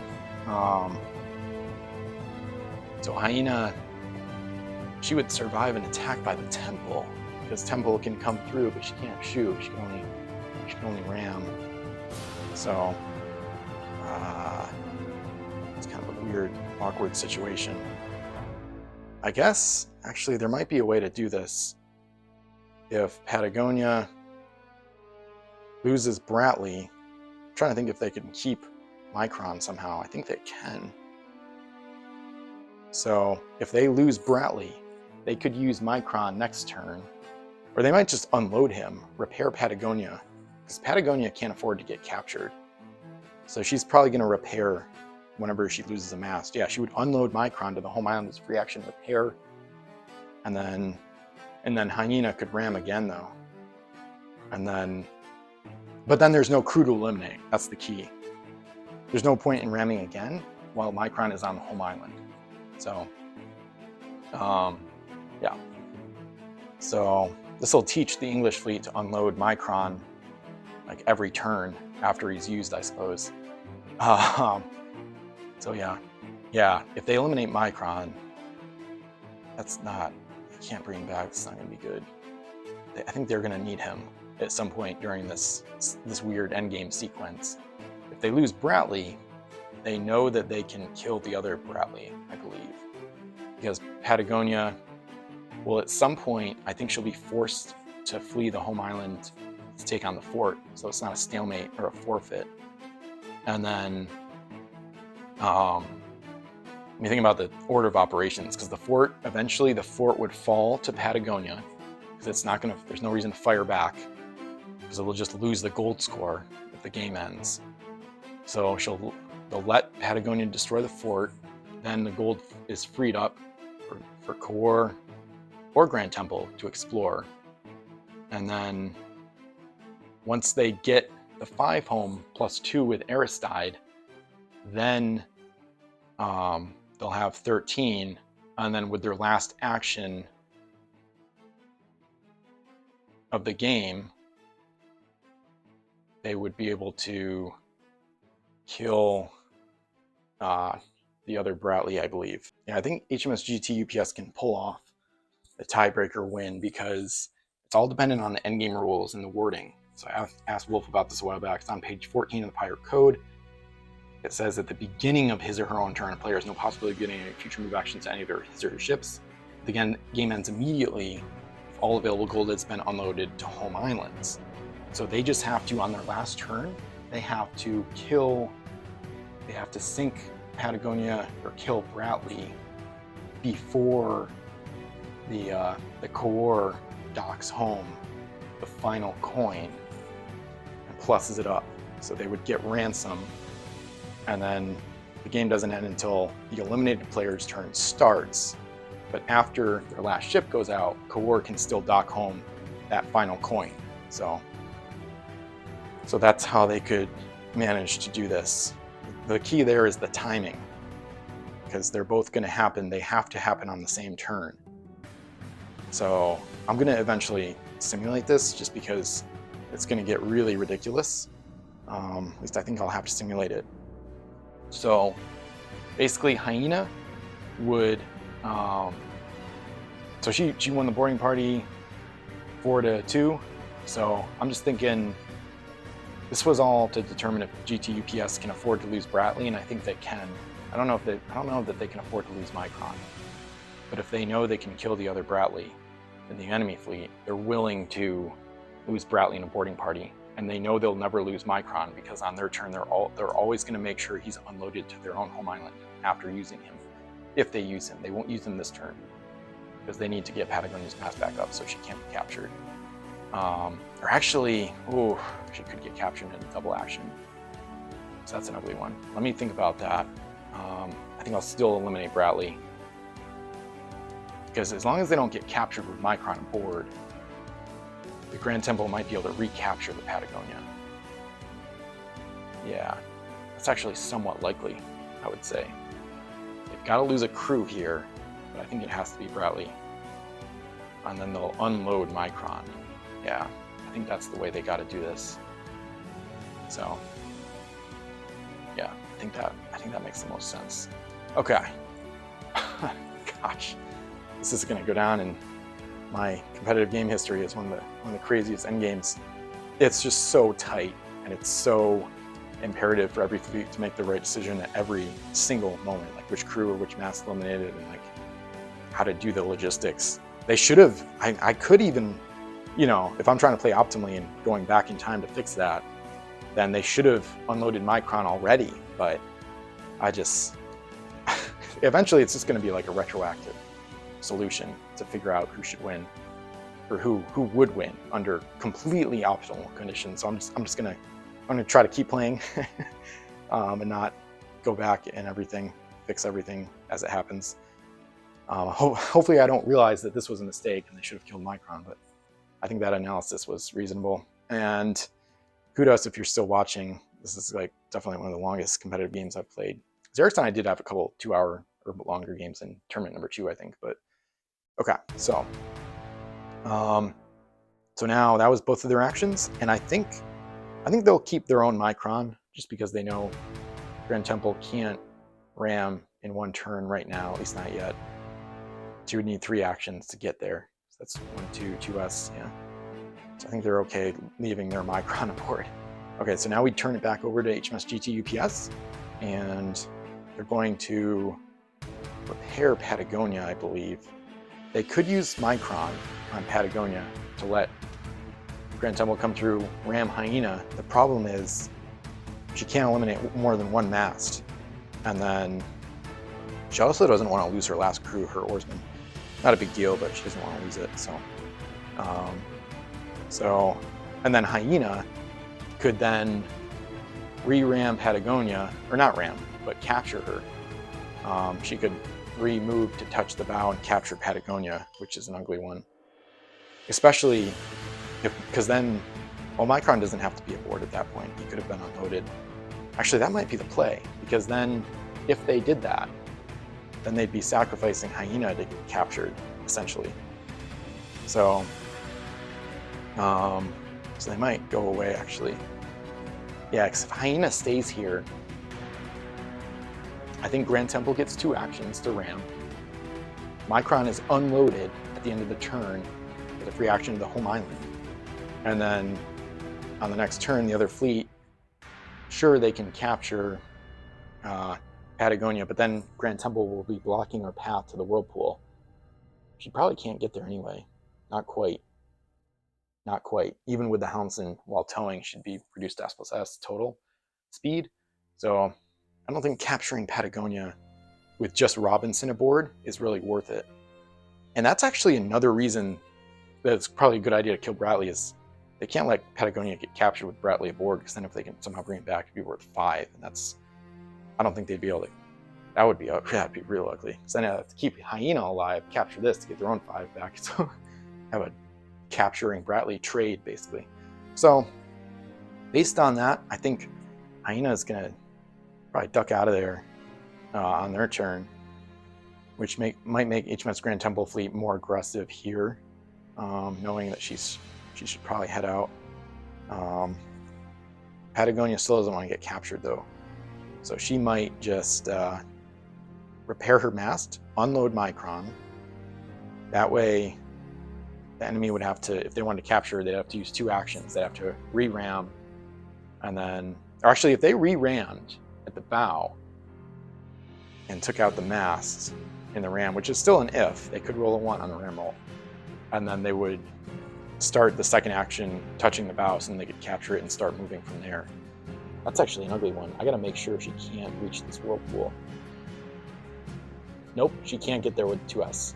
So I'm eyeing it like really closely. She can't touch it with the S+S total movement while towing. So, and that's assuming she doesn't lose her helmsman in the boarding party. I think she'd lose the oarsman if she lost it, so probably not. But so in that case, if they can't get there, I think they should probably head back out. They did eliminate Micron, so they're happy about that. I'm just thinking about this to determine what HMS GT UPS should do on this turn, of course. So, yeah, they'll probably repair Patagonia. They do like the thought of Grand Temple attacking Hyena. She doesn't have a lot to lose. The problem is Hyena, I'm pretty sure we'll just be able to go through the Whirlpool with 3 S's. That's debatable, actually. I'm gonna grab Temple real quick. She was docked facing south there. I'm just gonna measure if she, this is terrible. Yeah, they can force Hyena to stay in this area, I think. The Grand Temple rams, Hyena can't really, she can get away. She'll only lose 1 mast in the ramming if it's successful. She could use 2 actions to move through here, but then that's both actions. And then on the next Temple turn, see if she gets there. Yep, she gets there. And then they could come through, second action, bam. If all 3 hit, Hyena sinks.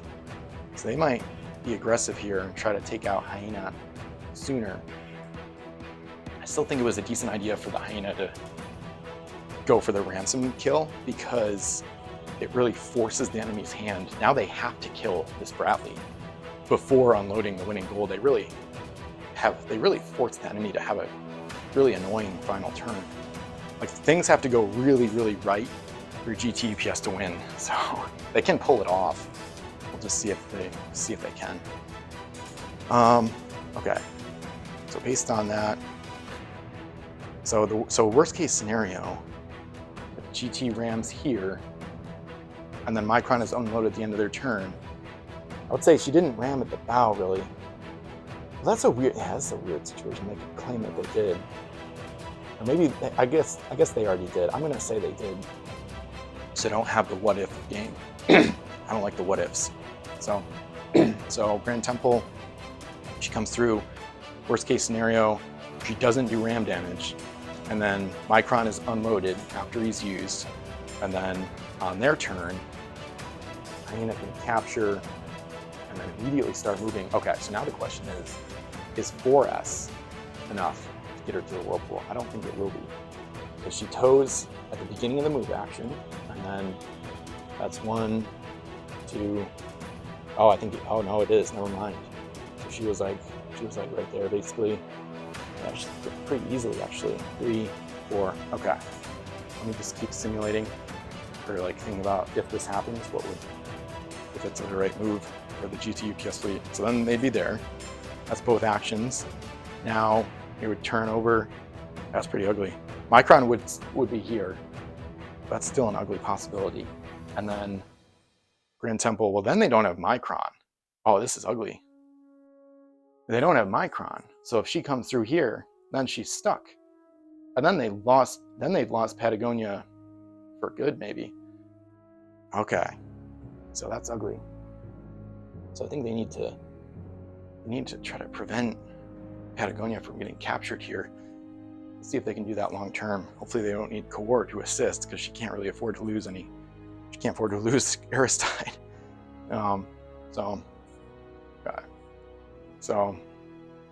So based on that, I think Grand Temple should not be aggressive here, because the end game of that would be Patagonia. Their own Patagonia might get captured for a while, and it might be hard to get her back, because then they don't have a ship for Micron. Using Micron on the Temple doesn't really help. Cohort's not going to be able to carry this endgame by herself. They need the Grand Temple getting 2 actions per turn, I think. So, so based on that, I think they'll probably just repair both ships. I think. Think about this. Yeah, they should repair Patagonia, and then she still might get captured though. That's a really ugly situation. Let me think about if they can prevent that, or if they can't really. They might not be able to prevent it actually. If we say Hyena rammed at the bow, because Wolf said the oars can't block touching the bow, so you just basically say that like it's as close to the bow as it can get, because the oars are not supposed to be a block from allowing a ship to touch another ship's bow while it's docked at an island, basically. So he ruled on that in the rules thread at Pirates with Ben a while ago. So Hyena's technically she is already touching Patagonia's bow, basically. We say she rammed there. So Patagonia is going. She's probably going to repair. If she repairs, can't use Micron, then Micron will go to the island. Grand Temple, there's no reason for her to come through here, I don't think. She could come through here and be ready for action on the other side. Ready for a worst case scenario. That's an interesting one. Or she could repair. Either way, Hyena could re-ram at the bow with her first action to dismass Patagonia, and then use her, and she'd be derelict, and then her second action, which you would start towing her from there, but she'd only be able to move right there. But the next turn, she'd have 2 actions to get home. So I think Grand Temple should come through here and threaten this other fleet's Micron, probably, to force them to unload it, or go after their Bradley, basically. Yeah, they could go after their Bradley sooner rather than later, because they know they have to get him before they trigger the all available gold unloaded endgame conditions. So they're fine getting Bradley sooner, eliminating him. So I think I'll try that. Yeah, I think, and then as soon as, if Hyena ever rolls a 1 on a ram against Patagonia, that's going to really mess up plan. So there is still some luck involved here too, of course. So I think GT is gonna head for the whirlpool, actually. I think she has to right now, though, because if she repairs, then this is captured on the next turn, potentially. But like I said, if she just a ram to capture it, she moves there, and then that would be their 2 actions. Problem is, then they don't have Micron. So then on the next turn, GT would move here, and but then Hyena, with 2 actions of her own, would go boom, boom. So yeah, I think at least if Grand Temple comes through, she's waiting and ready. So she forces Hyena to wait at the other side of the whirlpool until she can be given 2 actions. This is kind of a recursive argument, I think, at this point. So kind of a weird, bizarre situation. There's no point in Patagonia like moving away or anything. And with no mass, she can't ram Hyena back. That would be probably a pretty good option with Robinson, but being the only crew and he can't be eliminated, most of the ship sinks, but you can't ram without any masts, so it doesn't work. So yeah, I think I just gotta start doing it. Start doing something at least. So Patagonia is gonna repair. I might still change this if I feel it's not an optimal way to go. So we'll see. And then, yeah, so she'll unload Micron. Grand Temple could repair, but I think she has to go through the whirlpool. She could also go over here, knowing that Hyena has no captain. She might do that, actually. Yeah, I think she's going to try that for now, because she can afford to lose a mast. Hyena has no captain, and she's not in range with either cannon. So I think they're going to try that, actually. Yeah, they're just going to block the whirlpool. Let's see what happens. So let's roll for whirlpool on Grand Temple. Good to go. No damage on a 1, so now, yeah, no action for Patagonia. So we turn over to the Hyena and kill that UPS. They've killed the UPS. They killed Captain Jack Sparrow with the UT early, but now it's just a endgame competitive dogfight here. So Hyena now has to make a decision. She can get out of there if she runs now, but as soon as she rams again, she won't be able to get out of the area. So let me just simulate if she rams successfully, takes out the mast, and then she starts towing. She could tow, but she's not in range. Grand Temple. Then it's just kind of a cat and mouse game. Actually, their Micron would benefit them there, so that could be useful. Yeah, with Micron, they could outmaneuver the Grand Temple. So, I mean, I think I might try that. Yeah, I'm going to re-ram. So I'm just going to say she's moving, S, and re-ramming at the bow on Patagonia. So we'll see what the roll is. Okay, as long as that wasn't a 1, she's losing her mast again. She's going to lose that mast. Yeah, she gets captured either way. It's hard to avoid that, really. So her second action is a move action. She's already touching the bow of an enemy derelict. So now she can start towing right away. And now her base move is reduced to S, but she still has the helmsman. So she just has to stay out of 2L range on the Temple. So put a little marker there. Go S, S, the ship at the stern. And she's out of range of all Temple's cannons. And captured Patagonia is as well. So, okay. So that was both of their actions. Okay, interesting.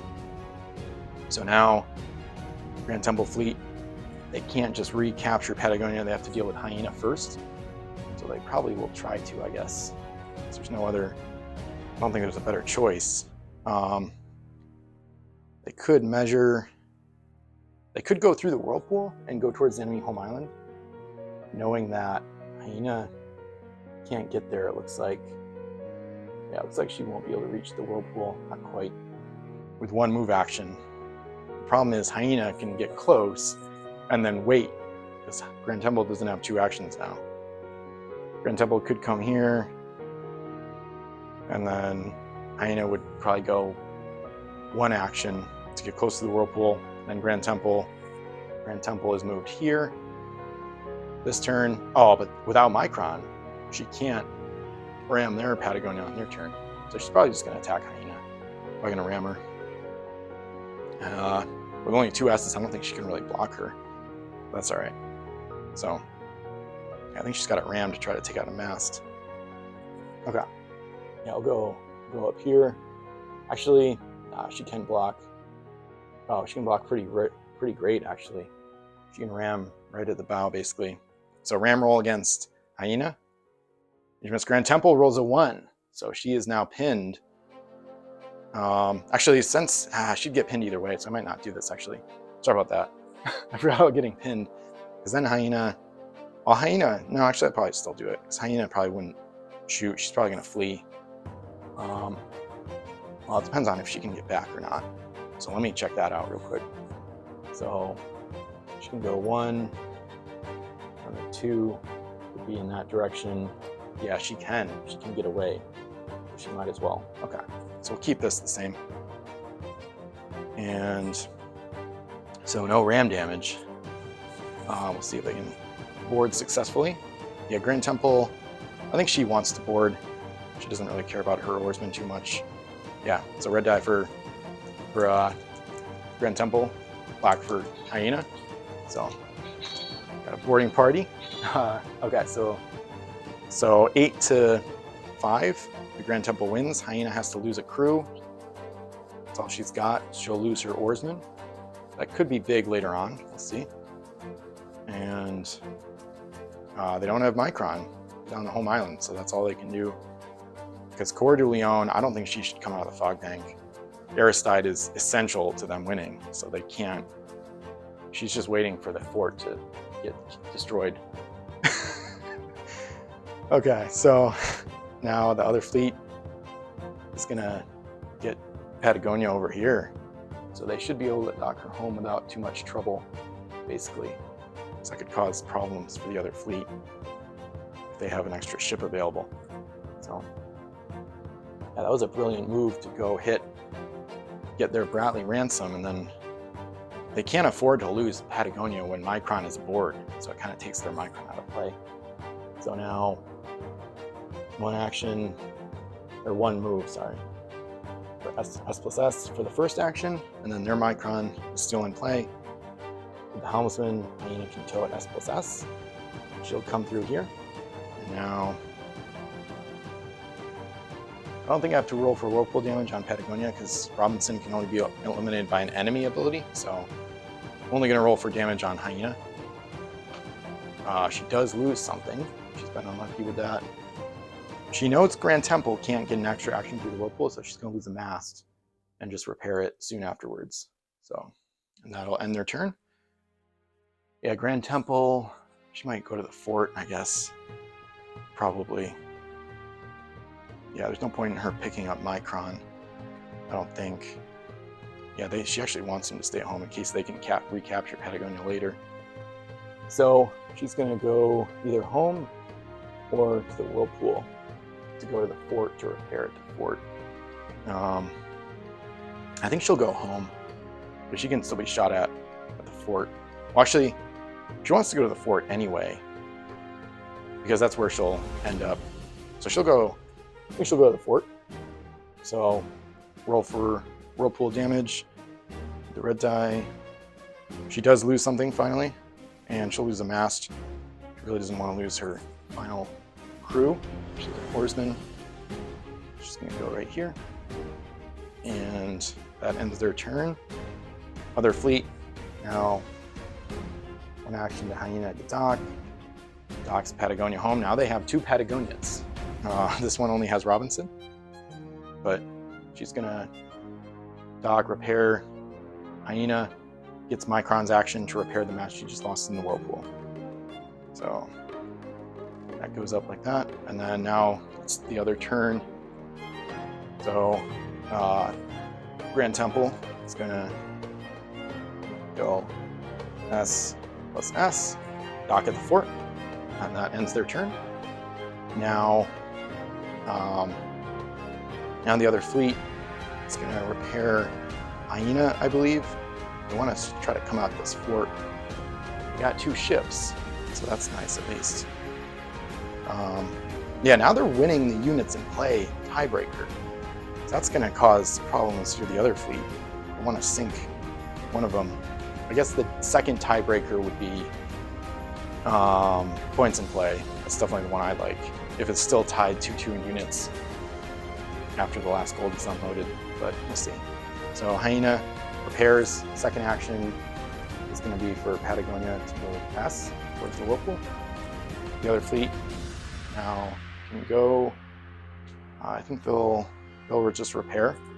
They'll repair that 2L cannon on Grand Temple. So that's their whole turn. Now the other fleet can go. Let's see. I think they got to go after that fort. So once again, this gets into a situation where they want the game to end. They can't end the game because they can't sacrifice Patagonia, either one of them, or at least the last one, whichever one ends up being the last one in play. Because the other fleet will never shoot at the last enemy ship because they need to unload that coin. They need to get the 5 from the fort plussed up with Aristide to have a chance. So let me think about how there's some way to finagle this. The key is if they could get rid of Bratley somehow, that would be big. If they could get rid of their Bratley, because they know the other fleet needs him in order to win. But the problem is it can only be limited by enemy ability or action, or by certain unique treasures, but those are not. Those are all gone now. So, let me see. Friendly abilities. I'm looking at the pirate code to make sure there's nothing I've forgotten about. Yeah. Scuttled. Oh, they can scuttle with him aboard. Duh. If a ship with ransom crew aboard is scuttled, whether it's due to scuttle action, fire master, or any other effect, no player receives gold for it. Okay. So the other fleet is, GTUP has kind of played themselves into a corner because they could dismast this ship, the one that has their Bratley, and then scuttle it on purpose. And then there's no way the enemy can get more gold in them. So it actually, yeah, this is turning back in favor of kill that UPS. I hate the what ifs, so I don't want to ignore what happened up here if there was a better way to play that. I don't think there was, though. Maybe if Grand Temple could protect the, yeah, maybe instead of repairing over there, she should have gone west sooner to protect their Patagonia and therefore their Bratley. Once Bratley was killed, that differential gets ugly because then GTUPS has to kill or capture this Bratley. So they're going to probably try to do that soon. Oh man, this is crazy. I think I'm going to change course on Patagonia. So Patagonia was given an action. I think I'm going to take that back. So last turn, she got back, repaired. She repaired 1. So this turn, she's repaired 1. She moved. So they have 1 action left via Patagonia to Micron. So I think they will still move Patagonia, actually. Or no, they shouldn't. Oh no, they should transfer. That's what they need to do. They're going to transfer Micron from one Patagonia to another. So this Micron is here. I'm going to now transfer him via the free transfer. He's going to go to the island. The other one is going to pick him up because the captured Patagonia has Robinson as well. Now this ship is free to go suicide and scuttle with Bratley aboard to deny his gold from the enemy fleet. So that's how they're going to do it. So they're going to go into the whirlpool, eventually lose a mast, and then they got to get a scuttle roll This is going to be a risky journey, though, because then the other fleet's going to be trying to interrupt that the whole time. So this is wild. It's one of the more desperate and long endgame conditions I've ever seen, actually. It's pretty funny. GT UPS, they kind of, yeah, maybe they should have. I'm not going to go all the way back. It's too many things to undo. Maybe, I don't even remember it. I'd have to rewatch the video a bunch. GT UPS would have to, GT would have to like go west, protect Patagonia so she could shoot at Hyena if Hyena threatens Patagonia. I guess they should have done that. They kind of left, yeah, I didn't realize how exposed Patagonia was until I kind of looked at the options for Hyena and realized she should go west instead of hitting GT or the fort or whatever. Because that ransom is the key here, big key to the gold, because it's so tight on gold right now. Okay, so let's see. Yeah, GT UPS, they just have, they're trying to, they need the +2, they need ransom. If they capture the ransom, that would be 5, that'd be crazy, but they need the 1 from ransom and the +2 just to tie the 14, and then make sure when they tie, they have more units in play. Their points in play as well, if it's tied on units, just to win. So it kind of played into a corner here. Interesting. Okay, this is funny to me how this has worked out. It's like the longest end game I've had in years, probably. It's tough when you're trying to do everything right. I care too much about playing optimally, but okay. So yeah, with no Micron, this GT is she's got nothing going for her other than durability and mass. No crew, no Micron assistance, so she's kind of not that big of a threat, at least not as big. So that's 3 actions. Each of these got an action. So 2 repairs and a move, and or actually, wait a minute. Wait, Hyena? No, this Patagonia didn't move, so she's probably gonna move. Yeah, last turn repair. This turn repair, move. Oh, they transferred Micron. I think they're gonna use that. Yeah, this one is gonna use Micron to advance this Patagonia because they want to scuttle her ASAP before Grand Temple can repair and interrupt that. So I got to think about. I'm going to turn it over now. So Grand Temple UPS. Let's see if they can. They're in range of the Whirlpool, of course, but should they go through? They could go through, not being in range of anything. Yeah, and this thing is wicked slow. Oh, maybe Hyena should transfer. I might go back half a turn. Should Hyena transfer her helmsman to this Patagonia? She could. She's got the cargo space for it. And then she could move to the Whirlpool faster. As soon as, if this Bratley is scuttled out of the game, they have to win. I'm pretty sure, because they have 14, and that will never change. I don't think, they're not going to make a mistake and build a fort. They would always keep their 14. And then the enemy has no way to get more than 13. So I'm pretty sure. Yeah. So I think I'm going to say, let me think. So she would just move 2 more S's. Yeah, I'm going to say as a free action, Hyena had already transferred. Yeah, this is the way to go, I think. Hyena transfers her helmsman to the island, and then Patagonia, the one with Bratley, the original Patagonian that killed that UPS fleet, she picked it up before moving. So her first action was S+S. Micron still gave her a second action. So she's actually here. I think Grand Temple can still block the Whirlpool, but not completely. This is bizarre. It's a race to scuttle Bratley out of the game. That's what we're dealing with. So now GT UPS, the pressure is on. This thing can move 4S per turn now, total. So yeah, pretty cool transfers. Basically swapping out Micron for a helmsman to try to get rid of Bratley quick. So this fleet, they might need core to try to help out with the interrupt. I don't think it's gonna work.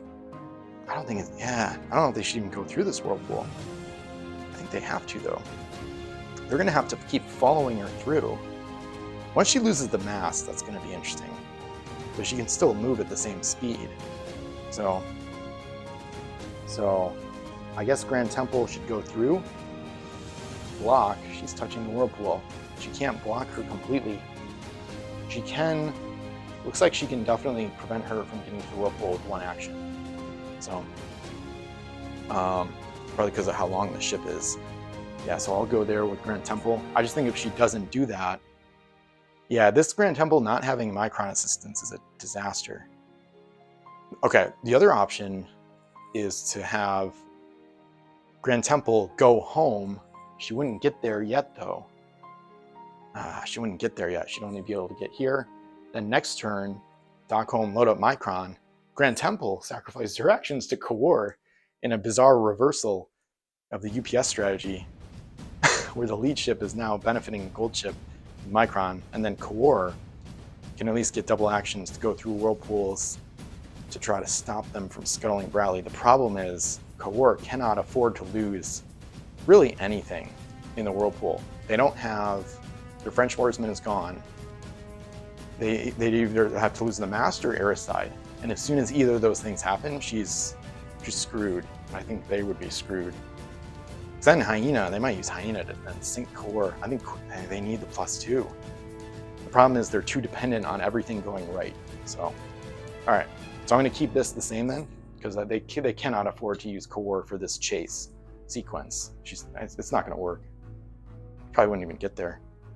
Because then she's got to come out of the fog too, and then, I don't know. I don't think it would work. So they're going to block here. Because if they don't block, this ship can go through 2 whirlpools in an attempt to lose her mast. She might lose the helmsman, or no, she'd lose the mast, and then they just start scuttling right away. But if they don't block, she can go through 1 whirlpool, and then she can whirlpool again with Micron. So she'd have 2 chances here. They'll just have 1 chance to lose the mast on this turn. So Grand Temple, whirlpool. Okay, that was bizarre. It's right in the middle, so I'm gonna reroll. It almost looks like an Isle of Fire. Okay, so a 2, nothing happens. No Micron, they can't shoot. That's the real bummer. Yeah, losing their Patagonia was key. That was a mess. It was a mess in the West. So now, yeah, course, she's too essential to their endgame to lose anything from her. So we're gonna keep her in the fog, I guess. Yeah, I don't think we'll see the destruction of Paradise after all. Let's see. So now, kill that UPS goes again, and so Patagonia is gonna get 2 actions. I might be able to shoot at Grand Temple actually, but first we'll take care of the important stuff. I think it's gonna end like this, but the scuttle rolls, the whirlpool rolls might change it. So she's gonna whirl. I don't think it matters too much. She's gonna whirl. She's gonna whirl here, and that way she's like in the whirlpool. So then wherever Grand Temple goes, if she tries to block her, as soon as she moves like 0.5 millimeter, she's still touching the whirlpool. And she could warp again. So damage. So here we go. Okay, so she loses her mast right away. They don't want to lose the crew, and I'm gonna see if they can roll the scuttle now. I think this is how it's gonna end. So let's see. This is turned into such a funny game. So at any time during your turn, you can give one of your ships a free action and declare that you plan to scuttle that ship. 5 or 6 jokes at the beginning of your next turn, unless they tow it. Oh, the opponent tows it first. Yeah. All crew and treasure on a scuttled ship are eliminated when she sinks. So trying to get rid of that ransom. So they're gonna scuttle now. And this is gonna do it. Oh, nice, they already got it too. Yeah, so looked like it was gonna be an endless end game. Now it's going pretty quick. So we're finally, the end is near. And I think it's basically over now. That was 2 actions, Hyena. Oh, maybe she's not in range. Yeah, the 2L is blocked by the mizzen mast, so whatever. And she doesn't have a helmsman. I think she's gonna stay put. There's nothing they can do. They don't have 2 actions for either ship, so they can't capture this. Because the move action ends as soon as she moves through there, and then it sinks on the next turn. Best they can do is try to increase their score by coming here and ramming per micron, yeah. So Hyena is just going to block that. She's going to move. She's just going to block a little bit. She's going to move right there. They end their turn. GTUPS goes. They can't stop this from happening. So the best they can do is try to eliminate the enemy Bradley, the original one. But it's not gonna. I don't think she can ram anyway. I guess she'll just ram Hyena. I don't know if she's in range. I think I may have bumped the Whirlpool. I guess she's in range with a couple. See 2 in range. I'm just gonna shoot real quick. 1 mast off Hyena. Core. I guess Core will come out of the fog bank. 2. She can't get anywhere though, so she would try to stop the scuttle, but she can't. It goes to the other fleet's turn. They scuttle the ship, the derelict, with Bradley on it. And per the code, if a ship is scuttled with a ransom crew, neither player gets full gold from it, but it's still gone. So now we finally have an inevitable score of 14 to 11 or 13. So I'm not going to play it out because I don't see a way for the enemy fleet, the GTUPS fleet, yeah, sorry, I messed up really earlier. Obviously, Bradley's not on this one. He's on the one that just got scuttled. So both Bradleys are out. So I don't see a way for HMS GTUPS to tie the score or exceed it at 14. So therefore, I feel comfortable calling it. The most they can hope for is 13. If these ships combine to destroy Paradise, and then Core gets the 5 home, pluses it up with 2, plus 2, makes 13, and that would do it. So, and yeah, there's no gold in play, so divers, or there's no gold that the enemy can load that they would benefit from using divers on. As soon as they use it, it would be game over with all gold, all available gold unloaded to a home island. So I'm pretty sure there's no way for the GTUPS fleet to get 14 or more to tie it and try to win non-units in play or exceed it. So I'm going to call it, and so Kill That UPS wins game 3 by a score of 14 to 11. So I realize it could end up at 14 to 13 at some point, but it's taken forever to do this, and it's just not going to matter. Kill That UPS will win no matter what. So that'll do it. So crazy game. Took way too long, but I was trying to optimize as many decisions as possible, especially when I realized how tight the end game was getting. So the only what if I feel a little bit weird about is if Grand Temple had whirled back home sooner, maybe with that same mast arrangement of 4, and then try to protect Patagonia. She could just sit here, and then the enemy fleet. So it would look something like this, and then Hyena. They wanted Hyena to kill the fort.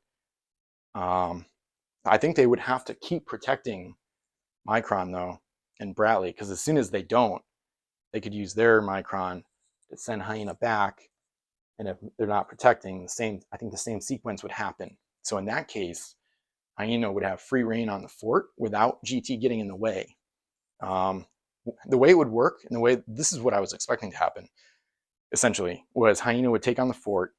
Paradise would always knock her down to 1 mast. Even if she went back to repair, it would just keep happening. And then Hyena, because they want Hyena as weak as possible for when the fort's destroyed. So then Hyena finally destroys Paradise. And then this would be an unexplored island. This is where Core would want to be close by, but Hyena would be a threat. So I don't know if this would really work. And then eventually we have this situation, and Hyena lost her explorer long ago. So once the fort's destroyed,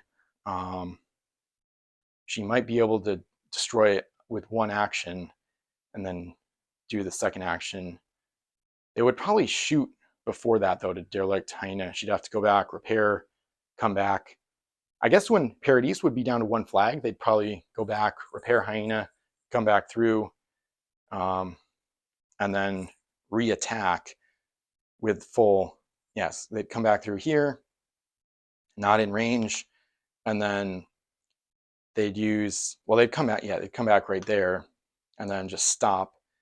And then on the next turn, they would have Hyena get in range with all three. Second action to shoot because she doesn't have captain, and then that would destroy the fort. So either way, though, Hyena would not be able to dock the same turn the fort is destroyed, and then and now Grand Temple might rev up and come back into play. That's where things would get crazy. That's where the roles would start to matter a lot. So Grand Temple would come through. Core preferably would already be waiting like somewhere out here. But if Hyena's a threat, Core can't afford to get hit or destroyed. So she might still be over here. And then the key would be the volcano. So then I'd have to start rolling for the volcano. So I'd roll for it at the beginning of the English turn. Let's say nothing happens. As soon as the volcano kills this, it's game over because obviously there's no way for GT UPS to get enough gold. But if they didn't, we basically see, so if Micron was still intact, with the 3-2 units in play advantage for GT, they could use Micron to dock and explore, or more likely probably dock, shoot. Let's say maybe Hyena gets 2 masts eliminated. Let's say they get kind of unlucky. Maybe she has 1 mast left, and then problem is Core takes a while to get there, so they might explore with Grand Temple to secure the coin. See, the problem is if she doesn't hit more than twice, Hyena could use 1 action, dock, and then explore. That's why they would want Core already there, but it's tough because they basically have to protect Core and Patagonia, but GT can't protect both at the same time, especially with no captain. So then if GT got unlucky or she couldn't dismast this ship, she could load the 5, and then they'd have to start ramming. That would get ugly, potentially. And with Hyena having double action, she might be able to get home with it.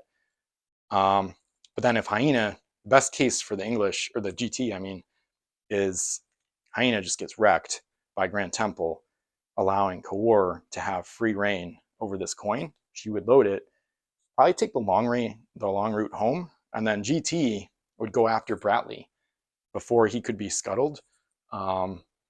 That's the other thing. At this point, they would see the writing on the wall. They'd probably go scuttle Bradley, but there wouldn't be that helmsman Micron assist. So GT would try to come over here, not sink the ship because that would end the game too early. They would try to board to kill Bradley, and then they'd keep the ship alive. I think the scuttling would be coming big because Core might have to take the long route home because she can't afford to lose her mast, her coin, or Aristide in the whirlpool. Any of those would screw it up. I guess she could lose the mast coming here, and then maybe she could get rescued by the Patagonia, but I don't know that would work. The whole time, this fleet would be trying to scuttle their Bradley, kind of like what happened in the real game. And then the other fleet would be trying to basically, I don't know, they'd be trying to block her from going anywhere. I think at that point, this would only be moving S though, so it would be hard. It would be a lot harder for them to scuttle her. So then Core would try to come home, because they would be then at 7, because of once Bradley was killed anyway, via like boarding, they would be at 7, and then they unload this with Aristide. They'd be at 14, all gold unloaded. We go to a units in play tiebreaker, and they win 3-1. So that was the long game that GT UPS was playing. But the problem is they had to have everything go right, and they basically had to protect both of these 1 masters with 1 ship that didn't have a captain, and that was too tall of a task for Grand Temple. Like I said, even if Grand Temple goes over there to protect Patagonia sooner, I think it would still be a tall task to win, especially as soon as the enemy is really trying hard to scuttle their Bradley. I think that gets ugly. Yeah, because they could, while Hyena is just kind of doing her thing, they could just wait. They could basically wait. Or actually, no, I see what I'm saying. So that would mean that this Bradley is still alive. So them scuttling their Bradley doesn't matter as much, because then we go back to where it was theoretically going to be a 13-13 tie, in which case GT UPS would have the units in play advantage if we play out what I was just talking about. So anyway, it's enough theorizing about it. So overall, definitely the longest game of the tournament and one of the craziest. Had a lot of some fireworks early on, and then it started to dawn on me how long the end game would take. And it didn't end up exactly the way I kind of expected it to, but yeah, once Hyena, once she took out this Bradley, their Bradley up here, it made it harder for GT UPS to make up that difference. They were already on a thin margin, and that made it like razor thin. So it didn't work out in the end. So kill that UPS stays alive just barely in the tournament with a close victory. And so now the series tied 2-1. We'll go to a game 4, and hope you enjoyed the game. Feel free to let me know if you think could have turned out differently, or if there's other stuff I could have done differently. There's definitely other stuff I could have done. I think the main thing is keeping Patagonia protected, so they only need Aristides +2. But again, that kind of lets Hyena kind of run wild, and it might mess things up. So maybe it could have gone HMS GT's way, but they've also gotten lucky. Like all 3 games, even here they got to go first, and they got their terrain roll. So definitely don't feel too bad about Kill That UPS winning a game in this series for once. So, and we'll set up a good game 4, hopefully. So thanks for checking it out. Feel free to support the channel and my site, Pirates of the Pen, with the affiliate links in the description. Stay tuned for game 4 of T3 finals.